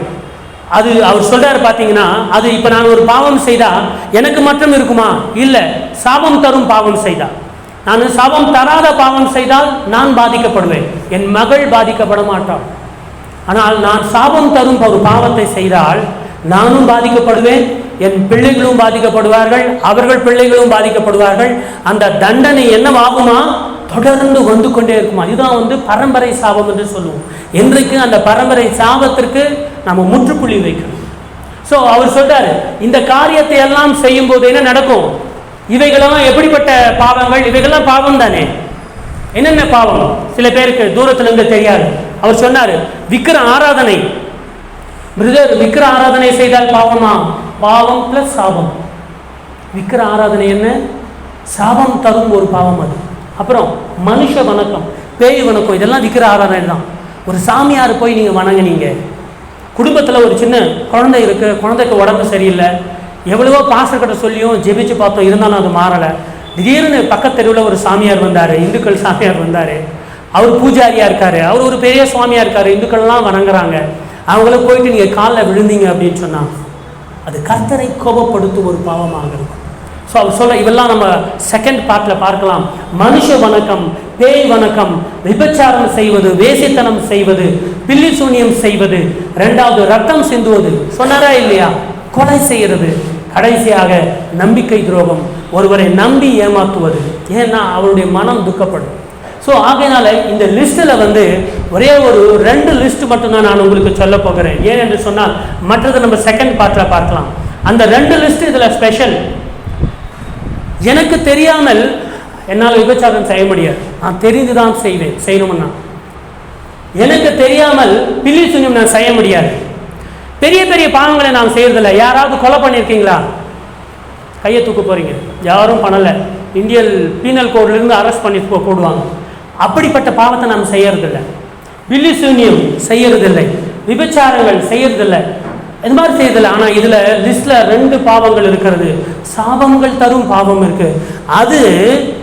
அதைத்தான் நான் ஃபர்ஸ்ட் பார்ட்டில் இன்றைக்கு சொல்வதற்கு கர்த்தர் என்னோட பேசினார். நமக்கு தெரியாமலே நாம் செய்து விடுகிறோமே, அதைத்தான் நான் முதல்ல அட்டாக் பண்ண போகிறோம். அதைத்தான் அதிலிருந்து நாம் விடுதலை ஆக போகிறோம். எவைகள் நமக்கு தெரியாமலே, அது பாவம் என்றே தெரியாது, சரியா? அதை நம்மை அறியாமல் சாபத்தில் விடும் 2 காரணம். அது கூட தவறுலாம் நடக்கும். இதுக்கு உதாரணத்துக்கு என்ன சொல்ல போகிறேன் நான் சொன்னால், டெரிக் பிரின்ஸ் நம்ம காமிச்சோம் இல்லையா, அவருடைய எக்ஸாம்பிள். அவர் கொடுத்த வீடியோவை பார்க்குறேன், அனுப்புகிறேன், நீங்கள் அவர்தும் பாருங்கள். மோகன்சி லாசர் அவர்களுடைய வீடியோவும் பாருங்கள். மோகன்சி லாசர் அவர்கள் பேசியது 23 நிமிஷம் அந்த வீடியோவில். அதில் நான் 6-7 நிமிஷம் வரைக்கும் தான் கட் பண்ணி காமிச்சேன். மீதி இருக்கிற ஃபுல் வீடியோவை நான் போடுறேன், நீங்கள் வாட்ஸ்அப்பில் நீங்கள் பார்க்கலாம். டெரிக் பிரின்ஸ் என்ன சொல்கிறார் அப்படின்னு சொன்னால், இந்த விக்கிர ஆராதனை மாதிரி இருக்கு இல்லையா, இது நமக்கு தெரியாமலேயே நாம் சாபத்தை கொண்டு வருவது. எப்படி அப்படின்னு சொன்னால், இது என்னங்க, எல்லாரும் பாருங்க, யூத் எல்லாம் பார்க்கலாம். மொபைல் ஆஃப் பண்ணுங்க பார்க்கலாம். மொபைல் சுவிட்ச் ஆஃப் பண்ணி பக்கத்தில் வைங்க. What is this? டிராகன். இது எந்த நாட்டுக்கு ரொம்ப ஃபேமஸ்? சைனாவுக்கு ரொம்ப ஃபேமஸ், சரியா? டெரிக் பிரின்ஸ் அவருடைய அந்த புத்தகத்திலையும் சொல்லியிருக்கிறாரு, வீடியோலையும் சொல்லியிருக்கிறாரு. அவர் என்ன சொல்றாரு அப்படின்னு சொன்னால், டெரிக், இதெல்லாம் டெக்ஸ்டெல்லாம் நான் அப்புறம் காட்டுவேன். டெரிக் பிரின்ஸுடைய தாத்தா அவர் பிரிட்டிஷ் காலத்தில் 1904, இன்னைக்குலேருந்து 120 வருஷத்துக்கு முன்பாக, அவருடைய அம்மாவுடைய அப்பா அவர் பிரிட்டிஷ் மூலமாக, பிரிட்டிஷ் அரசாங்கம் மூலமாக சைனாவில் மிலிட்ரிக்காரராக போயிருக்காரு. எப்படி அவங்க இந்தியாவுக்கு வந்தாங்களோ அதே மாதிரி அங்கே போனார். அங்கே அவர் வேலை செய்தார். வேலை செய்து அங்கேருந்து ரிட்டையர்மெண்ட் விட்டு வரும்போது இப்படிப்பட்ட ஒரு 4 டிராகன் சிலைகளை அவர் என்ன பண்ணார், அந்த தாத்தா கொண்டு வந்தார். இப்போ நீங்கள் எருசலேமுக்கு போனால் என்ன கொண்டு வருவீங்க? அங்கே இருக்கிற பொருட்களை கொண்டு வருவீங்க. அந்த மினோரா, அந்த விளக்கு கொண்டு வரீங்க. எத்தனை பேர் வீட்டில் அந்த மினோரா விளக்கு இருக்கு? அது அப்படிப்பட்ட பொருளை வாங்கி வைங்க. இப்படிப்பட்ட டிராகனை வாங்கி வைக்க அவர் சொல்றாரு. 4 டிராகன் அவர் வாங்கி வந்தாராம். வாங்கி அதை ஞாபகமாக வாங்கி வந்தார். அவர் ரிட்டையர்மெண்ட்டுக்கு பிறகு அவருடைய தாத்தா வாங்கி அவர் வீட்டில் வச்சு கொண்டு இருந்தார். அவருடைய தாத்தா வச்சுட்டு இருந்தார். அப்புறம் தன்னுடைய பொண்ணு, தன்னுடைய மகளுக்கு அதை பரிசா கொடுத்தாரு. நான் இப்போ போக போறேம்மா, இந்த சொத்தை நீ வச்சுக்க. சொத்தா அது சாபம், இது வச்சுக்க அப்படின்னு சொன்னால் அவங்க அம்மா வச்சுக்கிட்டாங்க. அவங்க யார் அப்படின்னு சொன்னால் டெரிக் பிரின்ஸுடைய அம்மா, தாயார். அவங்க வைத்து கொண்டாங்க. அவங்க காலத்துக்கு பிறகு பையனுக்கு இது ஹாலில் வைப்பா, ரொம்ப என்னவா இருக்கும், அழகாக இருக்கும் அப்படின்னு சொல்லி அந்த 4 டிராகனை என்ன பண்ணிருக்காங்க, அந்த சிலையை என்ன பண்ணியிருக்காங்க, மகளுக்கு கொடுத்தாங்க. இவர் கிறிஸ்தவ ஊழியர், பயங்கரமான ஊழியர். அவரும் என்ன பண்ணியிருக்காரு, ஹாலில் வச்சிருக்காரு. அந்த ஹாலில் அழகாக ஒரு கண்ணாடியில் வச்சிருக்காரு. நான் சொன்னேன், உங்களுக்கு ஞாபகம் இருக்கா, நான் உங்கள் வீட்டுக்கெல்லாம் வருவேன்னு. ஒவ்வொரு வீட்டுக்கு ஹாலில் என்ன படம் இருக்குது, என்ன சிலை இருக்குது, என்ன பொம்மை இருக்குது பார்க்குறேன்னு சொன்னது அதனால தான். சரியா, ஹாலில் வச்சுட்டாரு. நல்லா ஊழியம் பண்ணாரு. அவர் ஒரு பிப்ளிக்கல் ஸ்காலர். அவர் ஒரு பெரிய ஒரு கான்ஃபரன்ஸில் பேசுகிற மாதிரி இல்லை, அவர் பயங்கரமான ஒரு ஊழியக்காரர் தான். நிறைய புத்தகம் எழுதியிருக்காரு. அவர் பைபிள் ஸ்காலர். இருந்தாலும் அவர் ஹாலில் அழகுக்காக வச்சுருக்காரு. நான் குடும்பத்தில் ஒரு ஆசீர்வாதமும் இல்லை. அவர் வீடியோவில் நான் போடுறேன் பாருங்கள். அது டேப் இருந்த காலத்தில் எடுத்த வீடியோ. டேப்புன்னா இப்போ இருக்கிற சிடியோ பென்ட்ரைவோ இல்லை. டேப்புன்னா 1980களில் எடுத்த வீடியோ. கொஞ்சம் மக்களாக இருக்கும், யூடியூப்பில் இருக்குது. அவர் என்ன சொல்கிறாருன்னா, குடும்பத்தில் எவ்வளோ ஊழியம் பண்ணாலும் கைக்கு வாய்க்கு வயிற்றுக்கு இது மட்டும்தான் இருக்குது, வேற எந்த ஆசீர்வாதமும் குடும்பத்தில் இல்லை. ஸோ இப்படியெல்லாம் கஷ்டப்படும் போது ஒரு நாள் ஆவியானவர் இடத்துல பேசினாராம். என்னன்னு சொல்லி, இது என்ன இது வச்சிருக்கேன் வீட்டில் அப்படின்னு. டிராகன் வச்சிருக்கேன். வெளிப்படுத்தின விசேஷத்தில் டிராகன்னா வலு சர்ப்பம்னா என்னன்னு தெரியுமா? இது நம்ம மொழியில் சொல்லணும்னா இது என்ன, இது வலு சர்ப்பம். வலு சர்ப்பம் ஆண்டவரே, நீ பைபிள் ஸ்காலர் தானே. அவர் வாயாலேயே அந்த யூடியூப்ல பாருங்க, நான் லிங்க் அனுப்புறேன். ஆமாம், இது இருக்கலாமா, சாத்தானுக்கு சம்பந்தப்பட்ட பொருள் இது இருக்கலாமா அப்படின்னு சொன்னால், நீ இதை தூக்கி போடுன்னு ஆவியானவர் பேசியிருக்கிறார். அவர் பேசும்போது கூட விருப்பமே இல்லை அவருக்கு. டிராகன் படங்கள் இப்படி இருக்கும். இதுதான் வலு சர்ப்பம். இது சைனாவில் இருக்கிறது. அவர் வீட்டில் இருந்த பொருள் அவர் ஃபோட்டோ வைக்கல. அவர் சொன்னார், நான் இன்டர்நெட்ல எடுத்தது. ஸோ இப்படியாக டிராகன்கள் இருக்கும். பார்க்குறதுக்கு இது ஹாலில் இருந்தால் எப்படி இருக்கும், நல்லா அருமையாக அழகாக இருக்கும் பார்க்குறதுக்கு. அந்த ஹால்கே ஒரு லுக் வர மாதிரி இருக்கும் இல்லையா? ஸோ கர்த்தர் பேசினார், ஆவியானவர் பேசினார். பேசி இவருக்கு விருப்பம் இல்லையானாலும் தாத்தாவுடைய சொத்து, தாத்தாவின் ஞாபகம், அம்மாவின் ஞாபகமா அவர் வைத்திருக்கிற ஒரு பொருள் ஆவியானவர் சொல்றாரு, தூக்கி விசிறி போடு. இவர் கீழ்ப்படிந்தார், அதை தூக்கி அப்புறப்படுத்தி விட்டார். அதன் பிறகு தனக்கு ஆசீர்வாதம் கிடைத்தது என்று அவர் சொல்லுகிறார். அவருக்கு நிறைய சொத்துக்கள் கிடைத்ததும் எருசலேமிலேயே ஒரு வீடு வாங்குறதுக்கு அளவுக்கு கர்த்தர் வந்து ஆசீர்வதித்திருக்கிறார். ஹல்லேலூயா. அந்த வீடியோல நீங்களே பாருங்க, அவர் வாயால சொல்றாரு. இன்னும் நிறைய எக்ஸாம்பிள் சொல்றாரு. நான் ஒரு எக்ஸாம்பிள் மட்டும்தான் சொல்லுகிறேன். 2வது பாட்டில் பார்க்கலாம். அதுக்குள்ளாக நீங்கள் அவருடைய வீடியோ பார்த்துவாங்க. இப்போ நம்ம இதுதான் கேள்வி இல்லையா? இப்போ உங்கள் பிள்ளைகளுக்கு கல்யாணம் நடக்குது, கல்யாணம் ஆகுது. கல்யாணத்தை என்ன பண்றாங்க? வெறும் கையோட போக முடியுமா? பிறந்த நாட்கள், கல்யாண நாட்கள், கல்யாண நாட்கள் 2 முறை சொல்றேன்னா, 60வது கல்யாணம், 65வது கல்யாணம், 75வது கல்யாணம், 65வது திருமண ஆனிவர்சரி, இப்படிலாம் பண்றோம் இல்லையா? வீட்டுக்கு வருகிறவர்கள் என்ன பண்ணுவாங்க? ஏதோ ஒரு கிஃப்ட் கொண்டு வருவாங்க. அந்த கிஃப்ட் சில நேரத்தில் இவைகள் எல்லாம் இப்படிப்பட்ட கிஃப்ட் கிடைச்சா அது என்ன பண்ணணும்? நீங்க தூக்கி போடணும், இல்லை யாருக்காவது கொடுத்துருங்க, நீங்கள் வைத்துக் கொள்ள வேண்டாம். ஒருவேளை நம்ம வீட்டில் இப்படிப்பட்ட பொருள் கொடுத்தா என்ன பண்ணுங்க? இது பேர் என்ன? லாஃபிங் புத்தா. எத்தனை பேர் வீட்டில் லாஃபிங் புத்தா இருக்கு? இருந்துச்சுன்னா இருந்தது, இப்போ இல்லை இல்லையா? இப்போ இருந்துச்சுன்னா நான் வந்து அதை பார்த்து சிரிச்சுக்கிட்டே லாஃபிங் புத்தாவை சிரிச்சுக்கிட்டே கொண்டு போயிடுவேன். நான் போயிட்டு அதுக்கு எவ்வளோ ரேட்டோ அதை நான் தருகிறேன். யார் வீட்டில் யாவது ஏனென்று சொன்னால் நீங்கள் ஒவ்வொரு ஆசீர்வதிக்கப்படணும். இதெல்லாம் நமக்கு தெரியாமல் நடக்கிற விஷயம். தெரிஞ்சு நடக்கிறப்பா ஒரு லாஃபிங் புத்தா வச்சா பார்க்கறதுக்கு நல்லா இருக்கு, அழகா. அதனால் தான் இந்த 2 பாவங்களை நான் சொல்லுகிறேன். வேறெல்லாம் நமக்கு தெரிஞ்சு செய்வோம், கொலை செய்ய மாட்டோம், எப்பவுமே பெரிய பெரிய பாவங்கள் செய்ய மாட்டோம், தெரியாமல் செய்கிறது. ஸோ லாஃபிங் புத்தா, நார்மல் புத்தா கூட பார்க்கறதுக்கு நல்லா அப்படியே ஒரு சிலை ரொம்ப அழகா இருக்கும், அதெல்லாம் வச்சிருப்போம். அதே போல ஸ்னேக்ஸ் அண்ட் டிராகன், இந்த பாம்பு இருக்கிற மாதிரி சரியா டிசைனுக்காக பியூட்டிக்காக இருக்கிற ஐட்டம்ஸ் எல்லாம் உங்க வீட்டில் இருந்துச்சு. இது மாதிரி ஒரு நல்லா தூங்குற மாதிரி ஒரு புத்தா அழகா, இந்த இது அழகா இருக்கா இல்லையா? வீட்டில் டேபிளில் வச்சா நல்லா இருக்குமா இல்லையா? நல்லா இருக்கும் பார்க்கறதுக்கு. ஆனால் அது சாபமாக மாறும். பிரதர் எப்படி பிரதர்னா, இல்லை பிரதர் அது 5000 ரூபாய் பிரதர், பரவாயில்ல. கர்த்தர் உங்கள் பரம்பரை சாபம். இவைகளெல்லாம் என்ன? அப்போ எந்த பொருளும் வைக்கக்கூடாதா? ஒரு யானை, ஒரு மயில், ஒரு குதிரை, பன்னி கூட வைங்க, பரவாயில்ல. ஏன் பாம்பை வைக்கிறீங்க? பன்னி அழகா இருக்காதா? பன்னிக்குட்டி ரொம்ப அழகா இருக்கும். சரியா? நான் சொல்றது வெள்ளை பன்னி. ஓகே, இதெல்லாம் பாருங்க எப்படி நல்லா. இது மாதிரிலாம் பாம்புல செய்யப்பட்டது எல்லாமே. இவைகள் எல்லாம் குடும்பத்தில் இருந்தால் என்ன நடக்கும் என்று சொன்னால், நம்மை அறியாமலேயே அது நீங்க வேண்டுமென்றே செய்தீர்கள் என்று சொல்லலை. நாம என்ன பண்றது? நாம கல்யாணம் பண்ணிக்கிட்டா அவங்க யாரோ வந்து கிஃப்ட் கொடுத்தாங்க, ரொம்ப காஸ்ட்லி கிஃப்டா இருக்குன்னு சொல்லி நம்ம வீட்டில் பெட்ரூம்ல வச்சிருக்கிறோம். அந்த பாம்பு படமோ அது பார்க்கறதுக்கு அழகா இருக்கு அப்படின்னு சொல்லி. ஸோ வேண்டாம். அது அழகா இல்லை பாசம்மா, நல்லா இல்லைன்றாங்க. இது அழகா இருக்கா பாசம்மா? இது அழகா இருக்கு. ஆனா இதுலயும் என்ன இருக்கு? பாம்புலையே கண்ணாடி. இந்த இதெல்லாம் பாருங்க, லைட்டிங்க பாருங்க, பாம்புலையே இருக்கு. இன்றைக்கு நான் ஜிஆர்டிக்கு போக போறேன். ஜிஆர்டி தங்க மாளிகைக்கு போக போறேன். தங்க மாளிகை போயிட்டு மோதிரம் ஒன்று பாம்பு மாதிரியே ஒரு மோதிரம் இருக்கும், 2 கிராம் ஃப்ரீயா வாங்கி தரேன். யார் வர போறீங்க?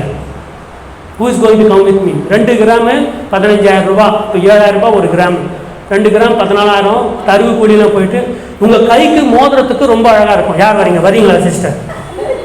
நான் பார்த்தேன், ஒரு மோதிரம் இருக்கு, லைட்டா சிங்கிளா இருக்கும், அதுல கடைசியா வந்து ஒரு படம் எடுத்தமா இருக்கும். அது பெண்கள் கையில போட்டீங்கன்னா அழகா இருக்கும். வரீங்களா யாராவது? மனசுல வரேன் பிரதர், பாம்புக்கு பதில் பட்டாம்பூச்சி மோதிரம் வாங்கி கொடுங்க.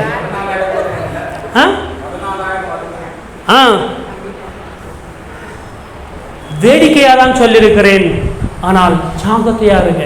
இது மாதிரி பொருட்கள் ஏதாவது இருக்கா?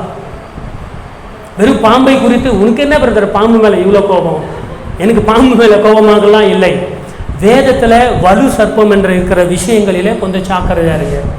யாரோ ஏத்தாந்து கொடுக்குறாங்க. இப்பெல்லாம் இந்த கிஃப்ட் ஷாப்புக்கு போனீங்கன்னா அந்த விநாயகர் படம், கணேஷ் படம் ரொம்ப அழகழகா அப்படி உட்காந்துருப்பாரு, அப்படியே நல்லா ஜாலியா இருக்கும், பார்க்கறதுக்கெல்லாம் அழகா இருக்கும். சிலது புத்தர் சிலை இருக்கும், இந்த லாஃபிங் புத்தா சிலை இருக்கும்.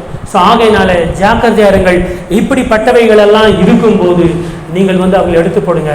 இதை நீங்க இப்போ வீட்டுக்கு போறீங்க, இன்னைக்கு உங்கள் பீரோவை தேடி பார்க்குறீங்க, யாரோ கொடுத்த கிஃப்ட், எப்போவோ கொடுத்த கிஃப்ட், அது இருந்துச்சுன்னா தேடி அதை கண்டுபிடிச்சு நீங்க அதை டெஸ்ட்ராய் பண்ணீங்கன்னா, அதை எடுத்து நீங்க தூக்கி விசிறி போட்டா இது வரைக்கும் கிடைக்காத ஆசீர்வாதத்தை கர்த்தர் உங்களுக்கு கிடைப்பார். ஹல்லேலூயா.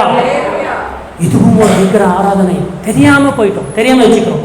நீங்க ஒரு சாமி படம் வச்சு நமஸ்கரிக்க மாட்டீங்க, அது எனக்கு நம்பிக்கை உண்டு. இயேசு கிறிஸ்து தான் நம்முடைய தெய்வம், நம்பிக்கை உண்டு. ஆனால் இப்படி தெரியாமல் யாரோ கொடுத்த ஒரு மோதிரம், அதில் பாம்பு படம் இருக்குது, வேற ஏதோ, அதாவது மற்ற இனங்கள் மற்ற சாமிகள் சம்பந்தப்பட்ட ஏதோ ஒரு பொருள், வெறும் இந்த படம் தான் காட்டுகிறேன்னு சொல்லி இது மாற்றம் இல்லை, இது சம்பந்தப்பட்ட வேறு எதுவாக இருந்தாலும் நீங்கள் என்ன பண்ணுங்க, ஜாக்கிரதையா இருங்க. அறியாமல் செய்தது போதும், அறியாமல் செய்தது போதும். இன்னைக்கு அறிஞ்சுக்கிட்டீங்க இல்லையா, அதை நம்ம கரெக்ஷன் பண்ணணுமா இல்லையா? இவைகளெல்லாம் வீட்டில் இருக்கும்போது யார் ஜெபம் பண்ணாலும் உங்களுக்கு பலிக்காது. ஏன் என்று சொன்னால் நாம இன்னும் மனம் திரும்பலை. இன்றைக்கு நீங்கள் மனம் திரும்புங்க, வீட்டில் போயிட்டு தெரியாமல் அறியாமல் செய்த பாவம் ஆண்டவர் என்று சொல்லி நீங்கள் என்ன பண்ணுங்க, அவைகளெல்லாம் எடுத்து தூரப்படுத்துங்க. ரெண்டாவது நான் சொல்லிவிட்டு நான் முடிக்கிறேன் இன்னும் 10 நிமிஷத்தில். ரெண்டாவது வந்து நம்பிக்கை துரோகம். இது ரொம்ப முக்கியமானது. சீட்டிங். 10 கட்டளைகளிலே 8வது கட்டளை என்ன இருக்கு? களவு செய்யாதிருப்பாயாக. சீட்டிங் பண்ணுறது. ஸோ பாகம் 2ல் வந்து டெரிக் பிரின்ஸ் அவர் என்ன சொல்கிறார் அதெல்லாம் பார்க்குறோம். மோகன் சி லாசர்ஸ் அவர் சொல்ல விஷயத்தில் கடைசியாக நம்ம பார்த்தது என்ன? நம்பிக்கை துரோகம். ஒருத்தரை நம்பி கழுத்தறுக்கிறது, ஒருத்தரை நம்பி என்ன பண்ணுவாங்க, ஏமாற்றி விடுவது. அப்போ என்ன பண்ணுவாங்க, நம்முடைய சொற்களால் நம்முடைய செயல்களால் நம்ம செய்யும் போது என்ன ஆகும்? நிச்சயமாக சாபம் வரும். மோகன் சி லாசர் அவர் சொன்ன அந்த 8 காரியங்களிலே ஒன்று வந்து நம்மை அறியாமலேயே விக்கிர ஆராதனை சம்பந்தப்பட்டவைகள் நம்முடைய வீடுகளிலே குடும்பங்களிலே இருப்பது. ரெண்டாவது வந்து இந்த நம்பிக்கை துரோகம். ஒரு வசனத்தை புதிய ஏற்பாட்டிலிருந்து வாசிக்கலாம். லூக்கா 19ஆம் அதிகாரம் 5, 6, 7 வசனங்கள் வாசிக்கலாம். ஒரு வசனத்தை உயர்த்தி.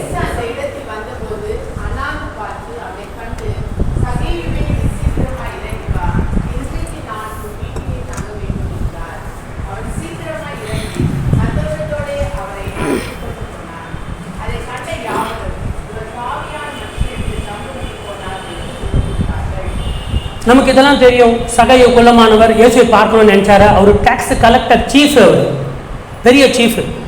அவர் பார்த்தோன்னா இயேசு கரெக்டாக அந்த இடத்துல போனார். தெரியும் தேவஜனமே, இயேசுவை பார்க்க விருப்பம் கொண்டு, இயேசுக்காக நீங்கள் வாழ விருப்பம் கொண்டு, நீங்கள் மரத்து மேலே ஏறினாலும் உங்களை தேடி இயேசு வருவார். ஹல்லேலூயா. நீங்கள் ஒளிந்திருந்தாலும் உங்களை தேடி இயேசு வருவார்.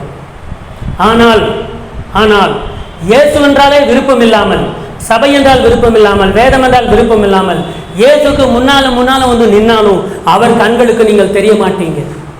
ஆனால் அவர் மீது ஆசை வைத்திருந்தால், அவர் மீது நீங்கள் ஆசை வைத்திருந்தால் நீங்கள் எங்கே வந்தாலும் வருவோம். சரி, நம்ம சீக்கிரமாக விஷயத்தை கடந்து சொல்லுவோம். அவர் என்ன பண்ணுறாரு? சகையுவே நீ இறங்கி வா, இன்றைக்கு உன் வீட்டில் நான் தங்க வேண்டும் என்றார். இன்றைக்கு உங்கள் வீட்டில் இயேசு தங்கணுமா? என்ன செய்ய வேண்டும் என்பதை பாருங்கள். அவன் சீக்கிரமாக இறங்கி வந்தான். மற்றவங்களாம் பார்க்குறாங்க, பாவியான மனுஷன் இடத்துல இவர் போகிறாரு. பாவினா என்ன அர்த்தம் அப்படின்னு சொன்னால், அவர் வந்து அநியாயமாக டாக்ஸ் வாங்குறாரு. அவர் டாக்ஸ் கலெக்டருடைய சீஃப் இல்லையா? பாவியான இடத்துல போறாருன்னு சொல்றாரு. அப்புறம் 8ஆம் வசனம் சொல்லுகிறது, சகையு நின்று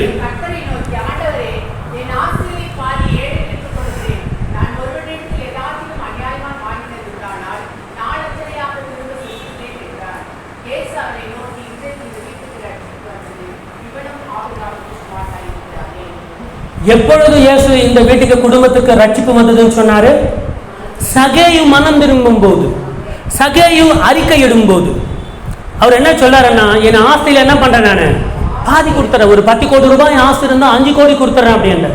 யாருக்காவது நான் ஏமாற்றி ஒரு 10 ரூபாய் வாங்கியிருந்தா அதோடு கூட 30 ரூபாய் சேர்த்து 4 அத்தனையாக திருப்பி கொடுக்குறேன் அப்படி என்று சொல்றாரு. அப்படி சொல்லும் போதுதான் இயேசு சொல்றாரு, இன்றைக்கு இந்த வீட்டுக்கு ரட்சிப்பு வந்தது, இவனும் ஆபிரகாமுக்கு குமாரனா இருக்கிறாரு. அருமையான தேவஜனமே, உங்கள் வீட்டுக்கு கர்த்தர் உங்களை குறித்து இதை சொல்லணும்னா என்ன செய்யணும்? நம்முடைய வாயை திறந்து நாம் அவரிடத்துல நம்முடைய மன்னிப்பை நாம் கேட்க வேண்டும்.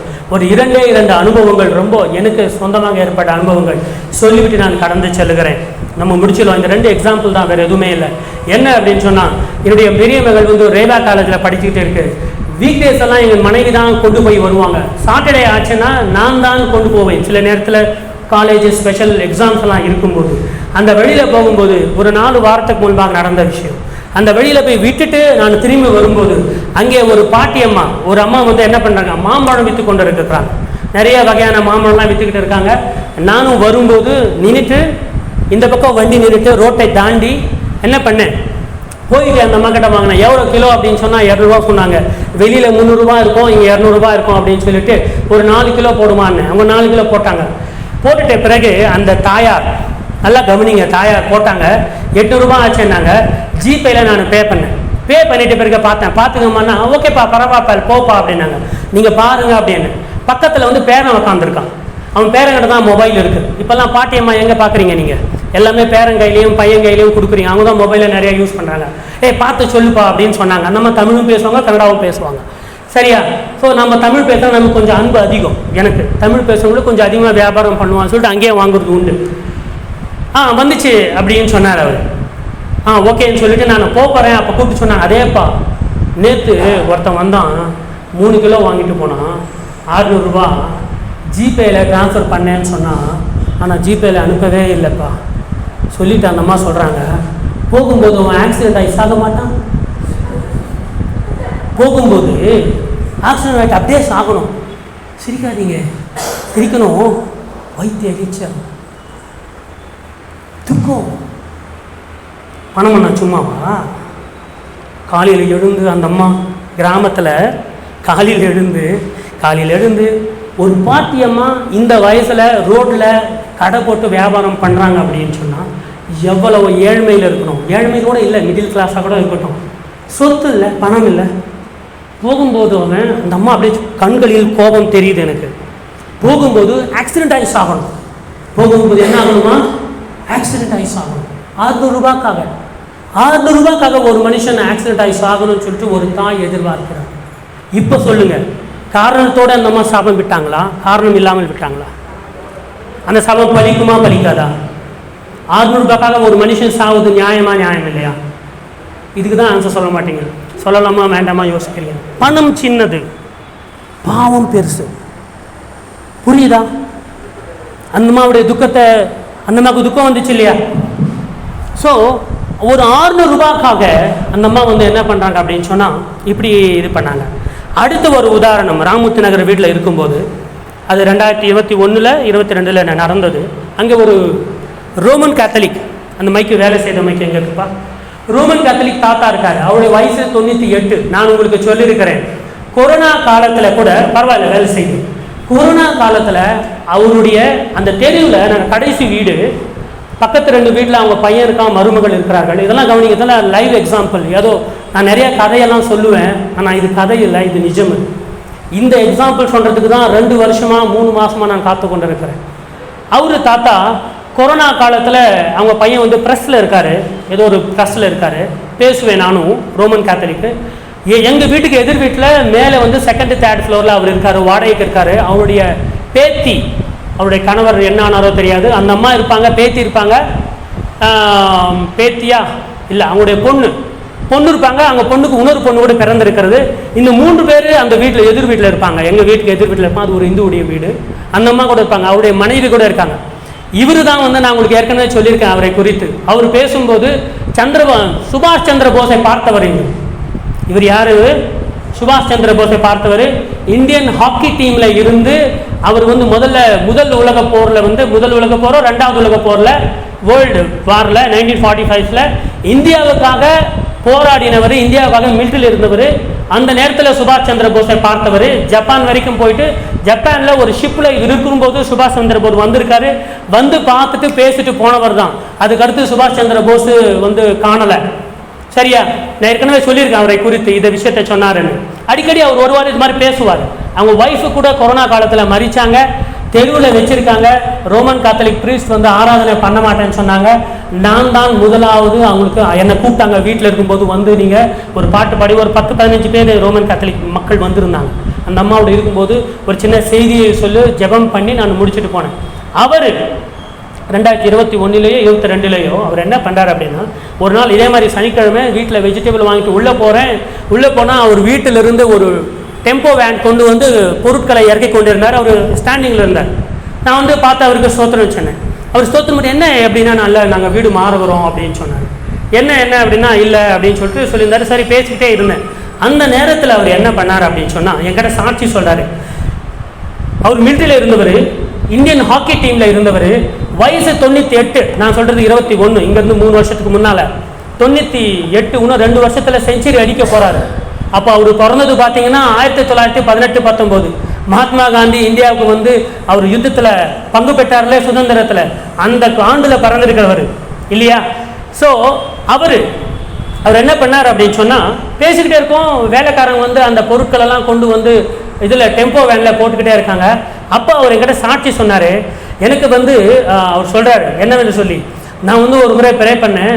அவருக்கு வந்து இந்த கவர்மெண்ட் ஹாஸ்பிட்டலில் ஃப்ரீ ட்ரீட்மெண்ட், ஏன்னா மிலிட்ரியில் வேலை செய்தார் இல்லையா, சென்ட்ரல் கவர்மெண்ட் ஃப்ரீ ட்ரீட்மெண்ட்.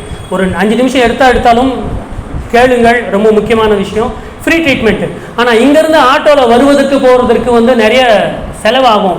400 ரூபாய் ஆகுமா, 200 ரூபாய் போகணும். அவங்க சொல்கிற அந்த ஹாஸ்பிட்டலுக்கே போகணும், ஏன்னா ஃப்ரீ ட்ரீட்மெண்ட் இல்லையா அப்படின்னு சொல்லி. இவருக்கு 98 ஏதோ ஒரு ப்ராப்ளம்ஸ் இருக்கும். அப்போ என்ன பண்ணியிருக்காங்க, நான் இயேசுகிட்ட ஜெபிச்சேன். கர்த்தர் இயேசு வந்து எனக்கு வந்து ஒரு TVS 50 ஸ்கூட்டர் இல்லையா அது கொடுத்தாரு அப்படின்னு. திடீர்னு ஏன் இதை சொல்கிறாரு அப்படின்னு சொல்லிட்டு எனக்கு டவுட்டு. எனக்கு கொடுத்தாரு. அதில் தான் தன்னுடைய பேத்தியோட உக்காந்து ஒவ்வொரு வாரத்துக்கு 2 முறையோ மாதத்துக்கு 1 முறையோ அதில் வண்டியில் போகிற. எங்களுக்கு ஆச்சரியம், 98 வயசில் இவர் 2 வீலர் ஓட்டுறா இருப்பார், எவ்வளோ கண்ணு தெளிவாக தெரியுது அப்படின்னு நாங்கள் பேசிப்போம். நானும் பக்கத்தில் இருக்கிறவரும் அவங்களும் பேசிப்போம். இதெல்லாம் சொல்லிவிட்டு அவர் என்ன பண்ணுறாருன்னா, ஒரு ஸ்லிப் எடுத்து காமிச்சார். ஒரு ஸ்லிப் எடுத்து காமிச்சா என்ன இருக்குது அப்படின்னா, அட்வான்ஸு 50,000. நல்லா கவனிங்க, 3 மாதம் ரெண்ட்டு, 1 மாதத்துக்கு 12,000, 3 மாதம் 36,000. 50,000த்தில் 36,000 போச்சுன்னா மீதி 14,000. சுண்ணாம்புக்கு ஒரு 7,000 எடுத்துக்கிட்டார்.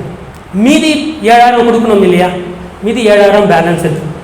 இதை காமிச்சாரு. சார் இதில் என்ன அப்படின்னு சொன்னால், அவர் சொல்கிறாரு, இங்கே மேலே அந்த வீட்டு ஓனர் இருக்கார் இல்லையா, 7,000 திருப்பி தரணும் இல்லையா. வீட்டு ஓனர்களுக்கும் நான் சொல்லுகிறேன், நானும் ஒரு வீட்டு ஓனர் தான், எங்கள் வீட்டில் ரெண்டுக்குள்ள இருக்கிறாங்க இன்றைக்கி. அவர் என்ன பண்ணுறாரு, 7,000 ரூபாய் சுண்ணாம்படிக்க வாங்கிட்டேன் இல்லை, மீதி 7,000 ரூபாய் கொடுக்கணும் இல்லையா. அவர் கொடுக்கலையா. அவர் என்ன பண்ணலை, கொடுக்கல. 7,000 ரூபாய் கொடுக்காம அவர் என்ன சொன்னாராம், நாங்கள் சுண்ணாம்பு அடிப்பேன், நான் பெயிண்டிங் அடிப்பேன், மீந்துச்சுன்னா கொடுக்குறேன். ஏற்கனவே 7,000 மைனஸ் பண்ணிக்கிட்டாரு. அதோடு கூட இன்னொரு 7,000 கையில் இருக்கு இல்லையா, அதை கொடுக்கணும். அதை சொல்லும்போது இது மாதிரி அவன் கொடுக்கலப்பா, அவர் வந்து ஒரு இந்து குடும்பத்தார், அவர் யார், அந்த வீட்டுடைய ஓனரு. இதெல்லாம் சொல்லும்போது அவரை நான் பார்க்குறேன், அழுதார் அவர். அந்த நேரத்தில் அந்த கண்கள் வந்து அப்படியே, கண்கள் இருந்து அப்படியே தண்ணி வந்து அப்படியே எட்டி பார்க்குது.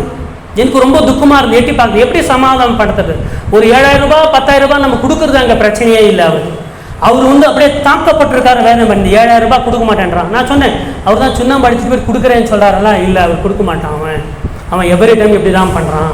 சரி போகட்டும், இருக்கட்டும், நான் குஷ்டரோகிகளுக்கு அந்த 7,000 ரூபாய் கொடுக்குறதா வச்சுக்கிறேன். இதுதான் பஞ்ச். ஒரு 7,000 ரூபாவுக்காக உன்னையும் உன் குடும்பத்தையும் குஷ்டரோகியாக ஒரு ரோமன் காத்தலிக் தந்தை, 98 வயசு அவருக்கு. அப்போ அவர் வந்து சாபம் கொடுக்குறாருன்னா, அவர் சாபம் கொடுக்குற, அவர் சொல்கிறாரு, நாங்கள் ரோமன் காத்தலிக்ஸில் எங்கள் சர்ச்சில் நாங்கள் வருஷத்துக்கு குஷ்டரோகியோட ஹோம்ஸுக்கு நாங்கள் போவோம், நம்ம போய் பிரியாணி போடுறோங்க, அது மாதிரி அப்படியாக நான் கொடுத்துட்றேன் அப்படின்னு நினச்சிக்கிறேன்னு 4 முறை 5 முறை சொல்கிறாரு, அழுகுறாரு. ஒரு 600 ரூபாய்க்காக ஒரு தாய் என்ன பேசுனாங்க, போகும்போது ஆக்சிடென்ட் ஆகி சாப்பிட்டோம். ஒரு 7,000 ரூபாய்க்காக இவர் என்ன சொல்கிறாரு அப்படின்னு சொன்னால், அவங்களுக்கு குஷ்டரோகம் வரட்டும்னு சொல்கிறார். ஏமாத்துறது எவ்வளோ பெரிய பாவம்ன்றது இன்னைக்கு புரியுதா உங்களுக்கு? 600 ரூபாய்க்காக ஒருவன் ஆக்சிடென்ட் ஆகி சாகணும்னு சொன்னால், 7,000க்காக ஒருவன் குஷ்டரோகம் வரணும்னு சொன்னால், 4 லட்சம் 5 லட்சம் ஏமாத்தினா என்ன கிடைக்கும்? என்ன கிடைக்கும் நீங்கள் சொல்லுங்கள். இதை விட அதிகமான சாபம் அது யாருக்காவது. அதை நான் சொன்னேன், செகண்ட் பார்ட் ரொம்ப ஹார்டாக இருக்கும் அப்படின்னு. யாருக்காவது 10 ரூபாய் நீங்கள் ஏமாத்தினீங்கன்னா ஞாபகத்தில் வைத்துக் கொள்ளுங்கள், இயேசுடைய சுவாசம் நம்மை அழித்து விடும். 10 ரூபாய். ஏன்? அந்த 10 ரூபாவை சம்பாதிக்கிறதுக்கு அவங்க எவ்வளோ கஷ்டப்படுறாங்க. நான் இன்றைக்கு சொல்லுகிறேன், உங்களில் யாருக்காவது நான் ஒரு 5 லட்சம் ஏமாத்திட்டு அதுல என் மகளுக்கோ என் மனைவிக்கோ ஒரு நெக்லஸ் வாங்கி போட்டேன்னு வச்சுக்கோங்க, அது நெக்லஸ் இல்ல, சாப கயிறு. நெக்லஸ் இல்ல, அது சாபம், அது மரணம். உனக்கும் உன் பிள்ளைகளுக்கும் உன் பிள்ளைகளின் பிள்ளைகளுக்கும் பிள்ளைகளின் பிள்ளைகளுக்கும் 4 வம்சம் வரைக்கும் சாபமாக போகும். நாசனம் ஆயிடுவோம் நாம. எப்போ? ஒருவனுக்கு நீங்க 10 ரூபாய் சம்பாதிச்சோம். இன்றைக்கு பிள்ளைகள் சொல்லணும், அப்பா அம்மா கடை யார் சம்பாதிக்கிறோட பிள்ளைகள் சொன்ன, அப்பா என்னைக்காக நீ சொத்து சேர்க்க வைத்தனும் பரவாயில்ல, சாபத்தை சேர்க்காத, ஏழையா இருந்து விடுகிறேன். ஒரு பொண்ணுக்கு நான் உங்களை ஏமாற்றி உங்களுக்கு 1000 ரூபாய் ஏமாத்தி அதில் என் பொண்ணுக்கு நான் நகை பண்ணி போட்டேன் அப்படின்னா அதை அவள் கழுத்தில் போட்டுக்கொண்டு மாமியார் வீட்டுக்கு போய் வாழும் போதெல்லாம் அவள் போட்டது கழுத்தில் செயின் அல்ல, சாபம். பணம் சும்மா வரல. 600 ரூபாய்க்காக ஒரு தாய் சபிக்கிறாள். 7000த்துக்காக ஒரு ரோமன் காத்தலிக் பெரிய தந்தை குஷ்டரோகம் வரணும்னு சொல்றாரு. இப்போ லட்சங்கள் ஏமாத்தினா எப்படி நடக்கும்? ஜாக்கிரதையா இருங்க. பிள்ளைகள் நீங்க சொல்லுங்க, சாபத்தை எனக்கு சம்பாதிக்காத, நான் ஒன்னா வேற ஒன்னா சம்பாதி, ஏழையாக இருந்து விடுகிறேன். புரியுதா உங்களுக்கு? வாய் கட்டி வயிறு கட்டி கொஞ்சம் 10 ரூபாய் 20 ரூபாய் சம்பாதிக்கும் போது அதை திடீர்னு வந்து நீ ஏமாத்திட்டு பிடிங்கிட்டு போறிய, அதுதான் நம்பிக்கை துரோகம் என்ற சாபம். அதில் என்ன கூட இருக்கிறது? பாவம் கூட இருக்கிறது. ஜாக்கிரதையாக இருங்க. சில பேருக்கு என்ன, எத்தனை பேர் கவர்மெண்ட்டில் வேலை செய்கிறீங்க? கவர்மெண்ட் வேலை, கவர்மெண்ட் சரியா? சாஃப்ட்வேரில், இந்த சாஃப்ட்வேரில் வேலை செய்கிறவங்களுக்கும் கவர்மெண்ட்டில் வேலை செய்கிறவங்களுக்கும் அவங்கள பற்றி மற்றவங்க என்ன நினைக்கிறாங்க தெரியுமா? நான் காலையில் நல்லா ரெடி ஆகிட்டு ஸ்கூட்டரில் போயிட்டு ஆஃபீஸ்க்கு போகிறேன். போயிட்ட பிறகு 500 ரூபாய் நோட்டு எடுத்து இந்த டீ தூள் பின்னால் ஒரு பக்கெட் மாதிரி போட்டுவிட்டு பறிப்பாங்க பார்த்தீங்களா?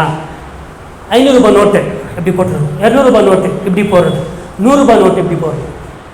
அப்படி நினைக்கிறாங்க சில பேர். அவனுக்கு என்னப்பா சாஃப்ட்வேரு, மரத்தில் இருந்தால் பிடிங்கி போடுறோம். இன்னும் ஸ்டேட் கவர்மெண்ட்னா 500 ரூபாய் நோட்டு, சென்ட்ரல் அவருக்கு என்னப்பா சென்ட்ரல் கவர்மெண்ட் ஜாபு, அவருக்கு 2000 நோட்டு. அவரும் ஒரு சென்ட்ரல் கவர்மெண்ட் ஆஃபீஸ்க்கு போயிட்டு 2000 நோட்டை இலை மாதிரியா பிடிங்கிட்டு வராரு. நீ ஏமாத்துறது அதுக்கு. இப்படி எண்ணிக்கொண்டிருக்கிறார்கள் சில பேர். ஏமாத்துகிறவர்கள் இருக்கிறாங்க, அது வேற விஷயம். ஆனால் நாங்க போயிட்டு ஒவ்வொரு ரூபாயும், இங்க இருக்கிற ஆண்களுக்கு சட்டை கழட்டி பாருங்க, பனியில எத்தனை ஓட்டை இருக்கும். ஏன் சம்பாதிக்கணும்? பணம். நான் 100 ரூபாய் சம்பாதித்தா என் பிள்ளைகள் சேமித்து வைக்கணுமே சொல்லி கிழிஞ்சு போன ட்ரெஸ்ஸை போட்டுக்கிட்டு வராங்க. ஏன் அப்படின்னா அந்த பணத்தை நீ ஏமாத்துருவிய. ஏமாத்தலாமா? சில பேர் சொல்லலாம், பிரதர் 500 ரூபாய் கொடுத்தேன், 200 ரூபாய்க்கு ஒரு பொருள் வாங்கினேன். நம்ம கடையில் இருக்கிறவங்க நம்ம பார்க்கறது பிரதர், அவங்க தெரியாம நீங்க என்ன பண்ணீங்க, 500 ரூபாய் உங்களுக்கு கொடுத்தா 200 ரூபாய் பொருள் வாங்கினா எவ்வளவு தரணும்? நீங்க 300 ரூபாய் தரணும். தெரியாம நீங்க எண்ணும் போது 400 ரூபாய் கொடுத்துட்டீங்க. நான் உங்க கடைக்கு வரேன், 500 ரூபாய் கொடுத்தேன், 200 ரூபாய்க்கு பொருள் வாங்கினேன், 300 ரூபாய்ல நீங்க திருப்பி தரணும். 4 நோட்டு திருப்பி கொடுத்துட்டேன். இப்போ நான் திரும்பி வரும்போது பார்க்கறேன், பார்த்தா 400 ரூபாய் நோட்டு இருக்கு. இப்போ 100 ரூபாய் நோட்டு நான் போய் அவருக்கு திருப்பி கொடுக்கணுமா கொடுக்கூடாதா? கொடுக்கணுமா இல்லையா? அந்த 100 ரூபாயை அவர் தெரியாம தான் கொடுத்திருந்தாலும் நீங்க வீட்டுக்கு கொண்டு வந்தீங்கன்னா சாபம். அது அவருக்கு தெரியாம தான் கொடுத்தாரு. அவர் வியாபாரி, அவசரத்துல 100 ரூபாய் எக்ஸ்ட்ரா போயிடுச்சு. உங்களுக்கு எங்க போச்சு புத்தி? சாபம். உங்களுக்கு மாத்திரம் இல்ல, அந்த 100 ரூபாயில சாப்பிடுற உன் மகளுக்கும் சாபம், மகனுக்கு சாபம், பேரனுக்கு சாபம், பேத்திக்கு சாபம். ஏன் வேண்டாம்? வேண்டாம். ரொம்ப ஜாக்கிரதையா இருங்க. மற்றவர்களை இன்னொரு விஷயம் அதுவும் சொல்லிடுறேன். நான் இன்னைக்கு கொஞ்சம் ஹார்டாக இருக்கும். நான் உங்களுக்கு 1 லட்சம் ரூபாய் ஏமாத்திட்டு சர்ச்சுக்கு வந்து 50,000 கொடுத்துட்டா சாபம் போயிடுமா? தப்பு சொல்றீங்க நீங்க. போகுமா? போகாது. ஏன் போகாது? கர்த்தருடைய காணிக்கை பரிசுத்தமானது. இந்த இடத்துல பாவத்தின் சம்பளம் இங்க வரக்கூடாது. நாளைக்கு இந்த பில்டிங்கை நம்ம வந்து ரெனோவேட் பண்றோம். ஒரு 20 லட்சம் 10 லட்சம் 30 லட்சம் ஆகுது. எதிர்க்க வந்து அது என்ன வைன்ஸ் பாது? நான் அங்கிருந்து ஆன்சர் வரும்னு எதிர்பார்த்தா இங்கிருந்து வருது. அப்பப்போ அதை பார்க்கும்போது அப்பா என் பேர்ல பார்த்தியா வைன் கடை கூட இருக்கு, எனக்கு தேவின்னு தெரியும், அப்படி போட்டு வாங்குறது. நான் அங்க போட்டா இங்க வருது பதில். சரி, சர்ச்சை ரெனோவேட் பண்றோம் இல்லையா? சீரியஸ் இருக்கட்டும், சீரியஸாகவும் நம்ம செய்தி சொல்லுவோம். நீங்க பாருங்க, கர்த்தருடைய வார்த்தை தான். அவர் என்ன பண்றாருன்னா, பார்க்குற ஒரு சர்ச்சை ரெனோவேட் பண்றீங்களா? ஆமா. வந்து ஒரு 3 லட்சம் பாசமா கொடுக்குறாரு. பாசமா இதை வச்சுக்கிட்டு ரெனோவேட் பண்றீங்க, வாங்குவீங்களா? ஏன்? அது என்ன வியாபாரம்? குடி, வைன் ஷாப், மதுபானம். மதுபானத்தை வேதம் வெறுக்குதா இல்லையா? இருக்குது. அதை குடித்து எத்தனை பேர் தன்னுடைய குடும்பத்தை கெடுக்கிறான் தெரியுமா? சம்பாதிக்கிற சம்பாத்தியத்தை மனைவிக்கு கொடுக்காம, பிள்ளைகளுக்கு கொடுக்காம, அவளை ஏழ்மையில வைத்து அவர்கள் நாசனமாக பண்றான் தெரியுமா? குடிச்சு குடிச்சு தனக்கு கிட்னி, தனக்கு மறுபடியும் சரீரத்தால் பலவீனம் வந்து மறுபடியும் அதே மனைவி பிள்ளைகளை எவ்வளவு கஷ்டப்படுறாங்க தெரியுமா? எத்தனை பேரை பார்த்துருக்கிறோம். சாபமான பணத்தை கொண்டு வராங்க. நல்ல பணத்தையே கொண்டு வர வேண்டாம் இயேசு சொல்றாரு. உனக்கும் நீ காணிக்கை கொண்டு வந்து, நான் காணிக்கை கொண்டு வந்து இங்க வரும்போது யோசிக்கிறேன், ஐயோ சபையில ஒரு பிரதருக்கு எனக்கு பிரச்சனை இருக்கு, இல்ல சொந்த அண்ணன் நம்பிக்கை பிரச்சனை இருக்குன்னு சொல்லும்போது இயேசு கிறிஸ்து என்ன சொன்னாரு? உன் காணிக்கையை அங்கேயே வை. அது கெட்ட பணம் இல்லை, நல்ல பணம், நியாயமா சம்பாதிச்ச பணம். நியாயமாக சம்பாதித்த பணத்தை கூட நீ என் காணிக்கையில போடுவதற்கு முன்பு நீ உன் சகோதரனோட என்ன ஆகணும்? ஒப்புரவாகணும். நீ மனுஷனோட ஒப்புரவாகாம எனக்கு ஐஸ் வைக்காதே. என் நாளைக்கு நான் உங்களுக்கு 5 லட்ச ரூபாய் ஏமாத்திட்டு 1 லட்ச ரூபாய்க்கு லைட் வாங்கி போயிட்டு உங்களுக்கு குஷன் சேர் போட்டேன் அப்படின்னு சொன்னா நீங்க நிம்மதியாக உட்காந்துக்கலாம். எனக்கு சாபம் அது டபுள் சாபமா மாறும். ஏன்? சம்பாதிச்சதே கெட்ட பணம், மற்றவனை ஏமாத்தி அவனுடைய வயிற்றை அறுத்து நம்பிக்கை துரோகம் பண்ணி பணத்தை கொண்டு வந்து என் காணிக்கப்பட்டல என் சபைக்கு கொடுக்குறியா? மற்றவனை ஏமாத்துவதே ஒரு சாபம், எனக்கும் நீ வந்து போடுவதனால டபுள் சாபம். ஞாபகத்தில் வைத்துக் கொள்ளுங்க. பியூர் பணம், உத்தமமா நேர்மையா சம்பாதிக்கிறவங்க காணிக்க போடுங்க. அநியாயமா சம்பாதிங்கன்னா போடாமல் இருந்தாலாவது 100% சாபம், போட்டீங்க அப்படின்னா 200% சாபம். குத்து வச்சு ஞாபகத்தில் வைத்துக் கொள்ளுங்க. வேண்டாம், கர்த்தர் வெறுக்கும் காரியம் அது. ஸோ ஆகையினால இப்படி நினைக்காதீங்க. ஏமாத்தினவன் ஏமாத்திட்டான், கர்த்தருக்கு போட்டுட்டா சரி 5 லட்சம் நான் உங்களுக்கு ஏமாத்துறேன், 5 லட்சமும் போட்டேன், இப்போ சாபம் போகுமா? ஏன் பிறகு இப்படி கிராஸ் கோச் எல்லாம் கேட்குறீங்க? 5 லட்சம் ஏமாத்தினேன், 10 லட்சம் வந்து காணிக்க போட்டுட்டேன், போகுமா? இப்போ நீங்க தெளிவா இருக்கிறீங்க, நீங்க தெளிவா இருக்கிறீங்க. எப்போ போகும் என்று சொன்னால், என் ஆஸ்தியிலே பாதியில அவர் சகையு சொல்றாரு, என் ஆஸ்தியிலே பாதியில கொடுக்குறேன்.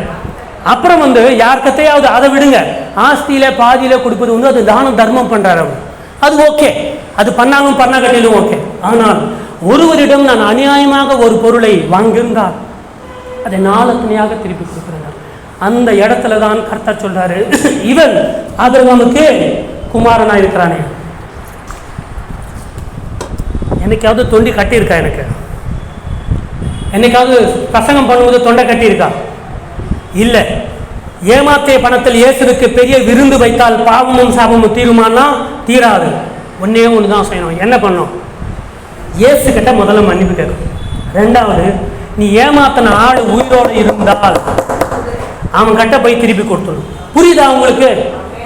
இப்போ நான் ஒருத்தருக்கு 10 ரூபாய் ஏமாத்தினேன்னா அந்த ஆள் உயிரோடு, நான் ஏமாத்துற நபர் உயிரோடு இருந்தால் என்ன பண்ணணும்? நான் போய் 10 ரூபாய் கொடுத்துடணும்.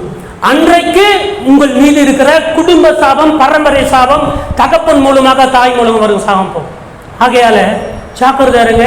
இந்த பாவம் நமக்கு தெரியாது, இன்னைக்கு நான் விலக்கி விட்டேன், இனிமேல் உங்களுக்கு சாக்கு போக்கு சொல்ல இடமில்லை. கர்த்தர் வரும்போது ஞாபகம் வச்சுப்பாரு. 26 மே 2024 இந்த செய்தியை வந்து வீடியோ போட்டு யூடியூப்ல காட்டுவார். அன்னைக்கு உங்களுக்கு எனக்கு தெரியாத ஆண்டவரே நீங்க ஜெகம்லாம் வாங்க முடியாது. கர்த்தர் சொல்லாரு, நான் சீக்கிரமாக படிக்கிறேன். யாத்திராவும் 22:1 இருக்கு, சீக்கிரம் முடிக்கிறேன். ஒருவன் ஒரு மாட்டையாவது ஒரு ஆட்டையாவது திருடி அதை கொன்றால், அதை விற்றால், அவன் அந்த மாட்டுக்கு எத்தனை மாட்டை கொடுக்கணுமா? பதிலுக்கு 5 மாடு. ஒரு ஆட்டுக்கு 4 ஆடு கொடுக்கணும். உங்க இடத்துல இருந்து ஒரு மாட்டை நான் திருடிட்டேன், திருடிட்டு நான் அதை கொன்னுட்டேன், அந்த மாட்டை நான் வித்துட்டேன், நான் உங்களுக்கு எத்தனை மாடு கொடுக்கணும்? அந்த ஒரு ஆடு, அந்த ஒரு மாடும் கொடுக்கணும், இன்னொரு ஒரு 4 மாடும் கொடுக்கணும். டோட்டல் எவ்வளோ? 5. இதே ஆடா இருந்துச்சுன்னா திருடிய ஆடும் கொடுக்கணும், சாப்பிட்ட பிரியாணிக்காக மீதி இருக்கிற 3 கொடுக்கணும். ஸோ 4 ஆடு கொடுக்கணும் இல்லையா? இது கர்த்தருடைய சட்டம். ஆனால் மாட்டுக்காட்டுக்கு இப்படி நீங்க பணத்துக்கு வரும்போது லேவியராகமம் நான் படிக்கிறேன்.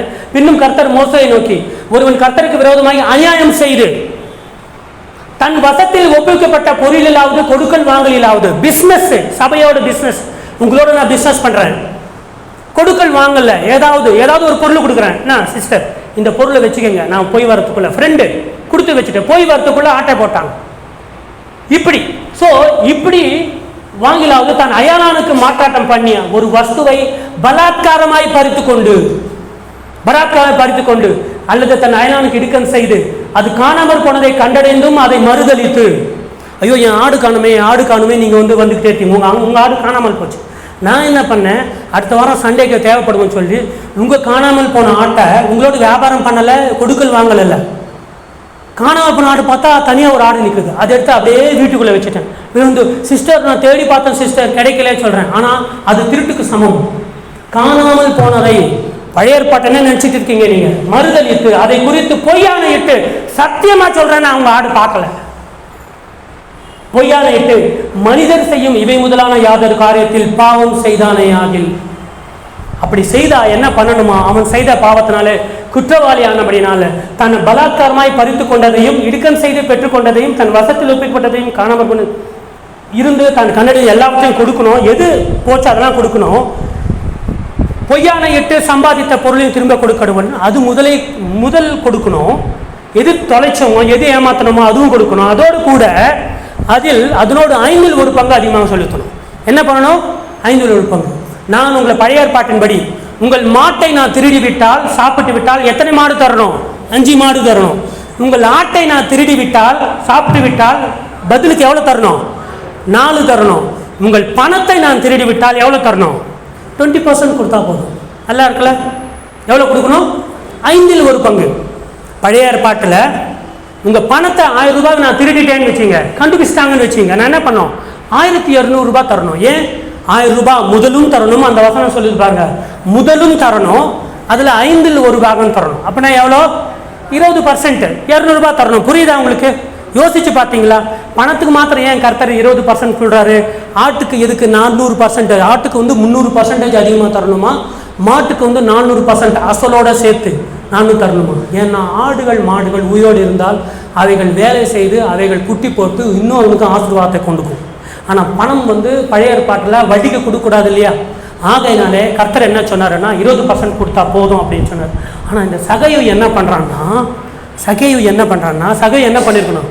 ஒருத்தர்கிட்ட 1000 ரூபாய் நான் அநியாயமாக நான் வாங்கியிருந்தா என்ன பண்ணிருக்கணும்? ஒரு 200 ரூபாய் கொடுத்தாலே போதும். ஆனால் சகைவு என்ன சொல்றாரு? நான் 4000 கொடுக்குறேன்றாரு. எங்க போனார் பார்த்தீங்களா? 20% கொடுத்திருந்தாலே போதும். சகை என்ன சொல்லிருக்கணும் தெரியுமா?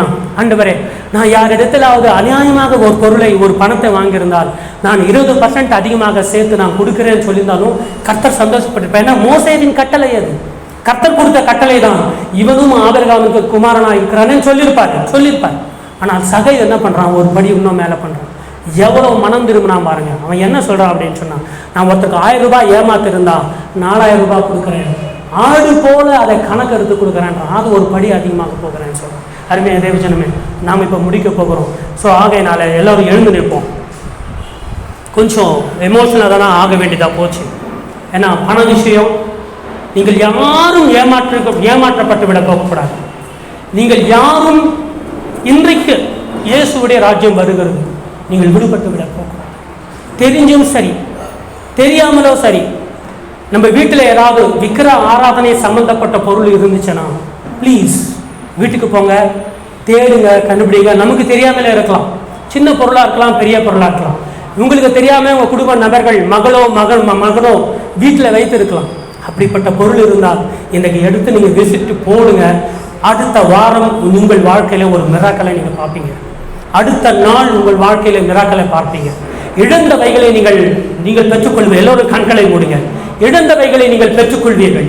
எதையெல்லாம் எனக்கு இந்த ஆசீர்வாதம் தடைன்னு நினைக்கிட்டே இருக்கீங்களோ அந்த ஆசீர்வாதத்தை கர்த்தர் இன்றைக்கு கொடுப்பார். நீங்க செய்ய வேண்டியது 2 காரியம் தான். அது என்னது? வீட்டுல உங்க குடும்பத்துல இருக்கிற அந்த கர்த்தருக்கு அருவருப்பான பொருட்களை நீங்க என்ன பண்ணுங்க? தூக்கி விசிறி போட்டுருங்க. ஆசீர்வாதம் வந்துடும். 2வது, யாரையாவது நீங்க யோசிச்சு பாருங்க, நீங்க திங்க் பண்ணுங்க. ஊர்ல யாருக்காவது 10 வருஷத்துக்கு முன்னால ஏதாவது பணத்தை ஏமாத்திருந்தா, இன்றைக்கு அவர் உயிரோடு இருந்தால் பணத்தை செலவு பண்ணி அவர் கொடுக்க வேண்டிய அந்த 10 ரூபாயை கொடுத்து விட்டு வந்து பாருங்க. கர்த்தர் உங்களுக்கு 10 லட்சம் கொடுக்கலன்னா என்கிட்ட கேளுங்க. நீங்க கர்த்தருக்கு நாமத்தினால எங்களுக்கு சவால் விடுகிறேன். ஏனென்று சொன்னால் கர்த்தர் என்றைக்கு ஒரு மனுஷன் மனம் திரும்புகிறானோ, என்றைக்கு ஒரு மனுஷன் தன் பாவத்தை விட்டு விடுகிறானோ, கர்த்தர் அவன் மீதும் அவன் குடும்பத்தின் மீதும் அவன் பரம்பரை மீதும் இருக்கிற சாபத்தை எல்லாமே எடுத்து போட்டு விடுவார். கர்த்தரத்துல மனம் திரும்புங்க. பூஜை பண்ண வேண்டாம், புனஸ்காரம் பண்ண வேண்டாம். கர்த்தருடைய சமூகத்தில் ஆண்டவரே நான் 10 லட்சம் தரேன், 5 லட்சம் தரேன், இதில் தரேன், எதுவுமே தேவையில்லை. முதலாவது கர்த்தரிடத்தில் ஒப்புரவாகுங்க, இரண்டாவது மனிதனிடத்தில் ஒப்புரவாகுங்க. அதன் பிறகு உங்கள் வீட்டுக்கு தேவ தூதர்கள் வரவில்லைன்னா என்ன கேள்வி கேளுங்க. கர்த்தர் நிச்சயமாக இதை கவனிக்கிறார். இது ஒரு விசேஷித்தமான ஒரு செய்தி, ஒரு விசேஷித்த நேரத்தில் வந்திருக்கிறோம். மனம் திரும்புங்கள், மனம் திரும்புங்கள். இன்றைக்கு ஒருவேளை தேவனுடைய ராஜ்யம் வருமானால் நாம் எடுத்துக்கொள்ளப்பட வேண்டும். உங்கள் பிள்ளைகளுக்கு நீங்க சொத்துக்களை சேர்க்கவில்லைனாலும் பரவாயில்ல, சாபத்தை சேர்த்து வைக்காதீங்க. விட்டு கொடுங்க, கர்த்தரிடத்துல விட்டு கொடுங்க. ஆண்டவர் பிரதர் நான் ஏழை ஆகுவேனே, கர்த்தர் உங்களை ஐஸ்வர்யனாய் மாற்றுவார். நான் ஏழை ஆகி விடுவேனே, எனக்கு பாவத்தை, எனக்கு ஏழ்மை வந்து விடுமே, கவலைப்படாதீங்க. நீதியாக வாழுங்கள். முதலாவது தேவனுடைய ராஜ்யத்தை, அவருடைய நீதியை தேடுங்கள், அப்பொழுது இவர்கள் எல்லாம் உங்களுக்கு கொடுக்கப்படும் என்று கர்த்தர் சொல்லுகிறார். அன்பான பிதாவே, பேசிய வார்த்தைகளுக்காக நன்றி செலுத்துகிறோம். இந்த நேரத்திலையும் அநேக விஷயங்களை நாங்கள் கற்றுக்கொண்டோம். முக்கியமாக 2 விஷயங்களை நாங்கள் அப்புறப்படுத்துகிறோம். இந்த நேரத்திலிருந்து வீட்டில் இருக்கிறவங்களுக்கு அருவருப்பு உண்டாக்கும் பொருட்கள், அது காஸ்ட்லியான பொருளாக இருந்தாலும் சரி, நம்முடைய திருமணத்திற்காக மற்றவர்கள் கொடுத்த பொருளாக இருந்தாலும் சரி, அதை எடுத்து நாங்கள் தூரப்படுவோம். எங்கள் வீட்டில் தேவதூதர் வரணும், எங்கள் வீட்டில் நீங்க வரணும், எங்கள் வீட்டில் ஆவியானவர் வர வேண்டும், எங்கள் வீட்டில் ஆசீர்வாதம் வர வேண்டும். அடுத்ததாக எங்களுக்கு அறியாமையினாலேயே நாம் சில நேரத்தில் தவறு செய்து மற்றவர்களை ஏமாற்றி விட்டு இருக்கிறோம். அப்பா, அந்த பணத்தை திரும்பி நம்ம கொடுக்க கர்த்தாவே ஒப்பு கொடுக்கிறோம். எங்கள் மீதும், எங்கள் பிள்ளைகள் மீதும், பிள்ளைகளின் பிள்ளைகள் மீது இருக்கிற சாபக்கட்டை இயேசுவின் நாமத்தினாலே இன்று எடுத்து போடுகிறோம். ஆண்டவர் நம்முடைய ரத்தத்தினாலே எடுத்து போடுகிறோம். அப்பா, யாரும் இங்கிருந்து போகும்போது ஆசீர்வாதமாக போகட்டும், இங்கிருந்து போகும்போது ஆசீர்வாதமாக போகட்டும். அடுத்த வாரம் சபைக்கு திரும்பி வரும்போது you bless them abundantly, ஆசீர்வாதம் நிரம்ப ஆசீர்வதிங்க. எந்த ஆத்துமா மனம் திரும்புகிறதோ அது உங்களுடைய பிள்ளையாக இருக்கிறதப்பா. எல்லா சாத்தானின் கிரியைகளை எடுத்துக்கொடுங்க, பில்லி சூனியங்களை எடுத்துக்கொடுங்க, பயங்களை எடுத்துக்கொடுங்க. இந்த பிள்ளைகளை ஆசீர்வதிங்க. கார்னர் ஸ்டோன் பிரேயர் ஹவுஸுடைய விசுவாசிகள் உங்களுடைய வருகையில ஒவ்வொருவரும் எடுத்துக்கொள்ளப்பட வேண்டும். அதுக்கு நாங்கள் தயாராக வேண்டும். குறைகள் இருந்தால் மன்னிங்க, நாங்கள் ஏமாற்ற இருந்தால் மன்னிங்க. நாங்கள் குறைகளை மன்னிப்பை கேளுகிறோம் மாட்டோம். ஆனால் ஒன்று, யாருமே கைவிடப்படக்கூடாது ஆண்டவரே. யாருமே பரம்பரை சாபம் இயேசுவின் நாமத்தில் இன்று இந்த சபையிலிருந்து வெளிப்பட்டு போகட்டும். இந்த சபையில் இருக்கிறவருடைய தாத்தா, பாட்டி, தகப்பன்மார், இன்னும் அவருடைய மூதாதையர்கள் யார் செய்த சாபமான காரியங்கள் இயேசுவின் ரத்தத்தை தெளிக்கிறோம். ஒவ்வொருவர் மீதும் இந்த தேவனை அதை தெளித்து அப்புறப்படுத்துகிறோம். அப்பா, சாபங்கள் கழியட்டும், கழிந்து போகட்டும், அழிந்து போகட்டும். பில்லி சூனியங்கள் அழிந்து போகட்டும், மந்திரங்கள் அழிந்து போகட்டும். இந்த வீடு இங்க இருக்கிற ஒவ்வொருவரும் சுகத்தோடும் பலத்தோடும் தைரியத்தோடும் வாழ கர்த்தாவை உதவி செய்யுங்க. அடியன் மீதும் தேவனே குறைகள் குற்றங்கள் இருக்கிறதப்பா, நானும் பாவியாக இருக்கிறேன் ஆண்டவரே, என் மீது கிருபை புரிய வேண்டும் என்று செபிக்கிறோம். இந்த வார்த்தைகள் சொல்லும் போது தவறுகள் மாமிசகம் வெளிக்கப்பட்டிருந்தால் என்னை மன்னிக்கும்படியாக செபிக்கிறேன். இந்த கரங்களில் இந்த சபையை ஒப்புக் கொடுக்கிறோமா, சபையை ஒப்புக் கொடுக்கிறோம். எல்லா துதியும், எல்லா கனமும், எல்லா மகிமையும் இயேசு கிறிஸ்துவுக்கு உண்டாகும். ஆமென்.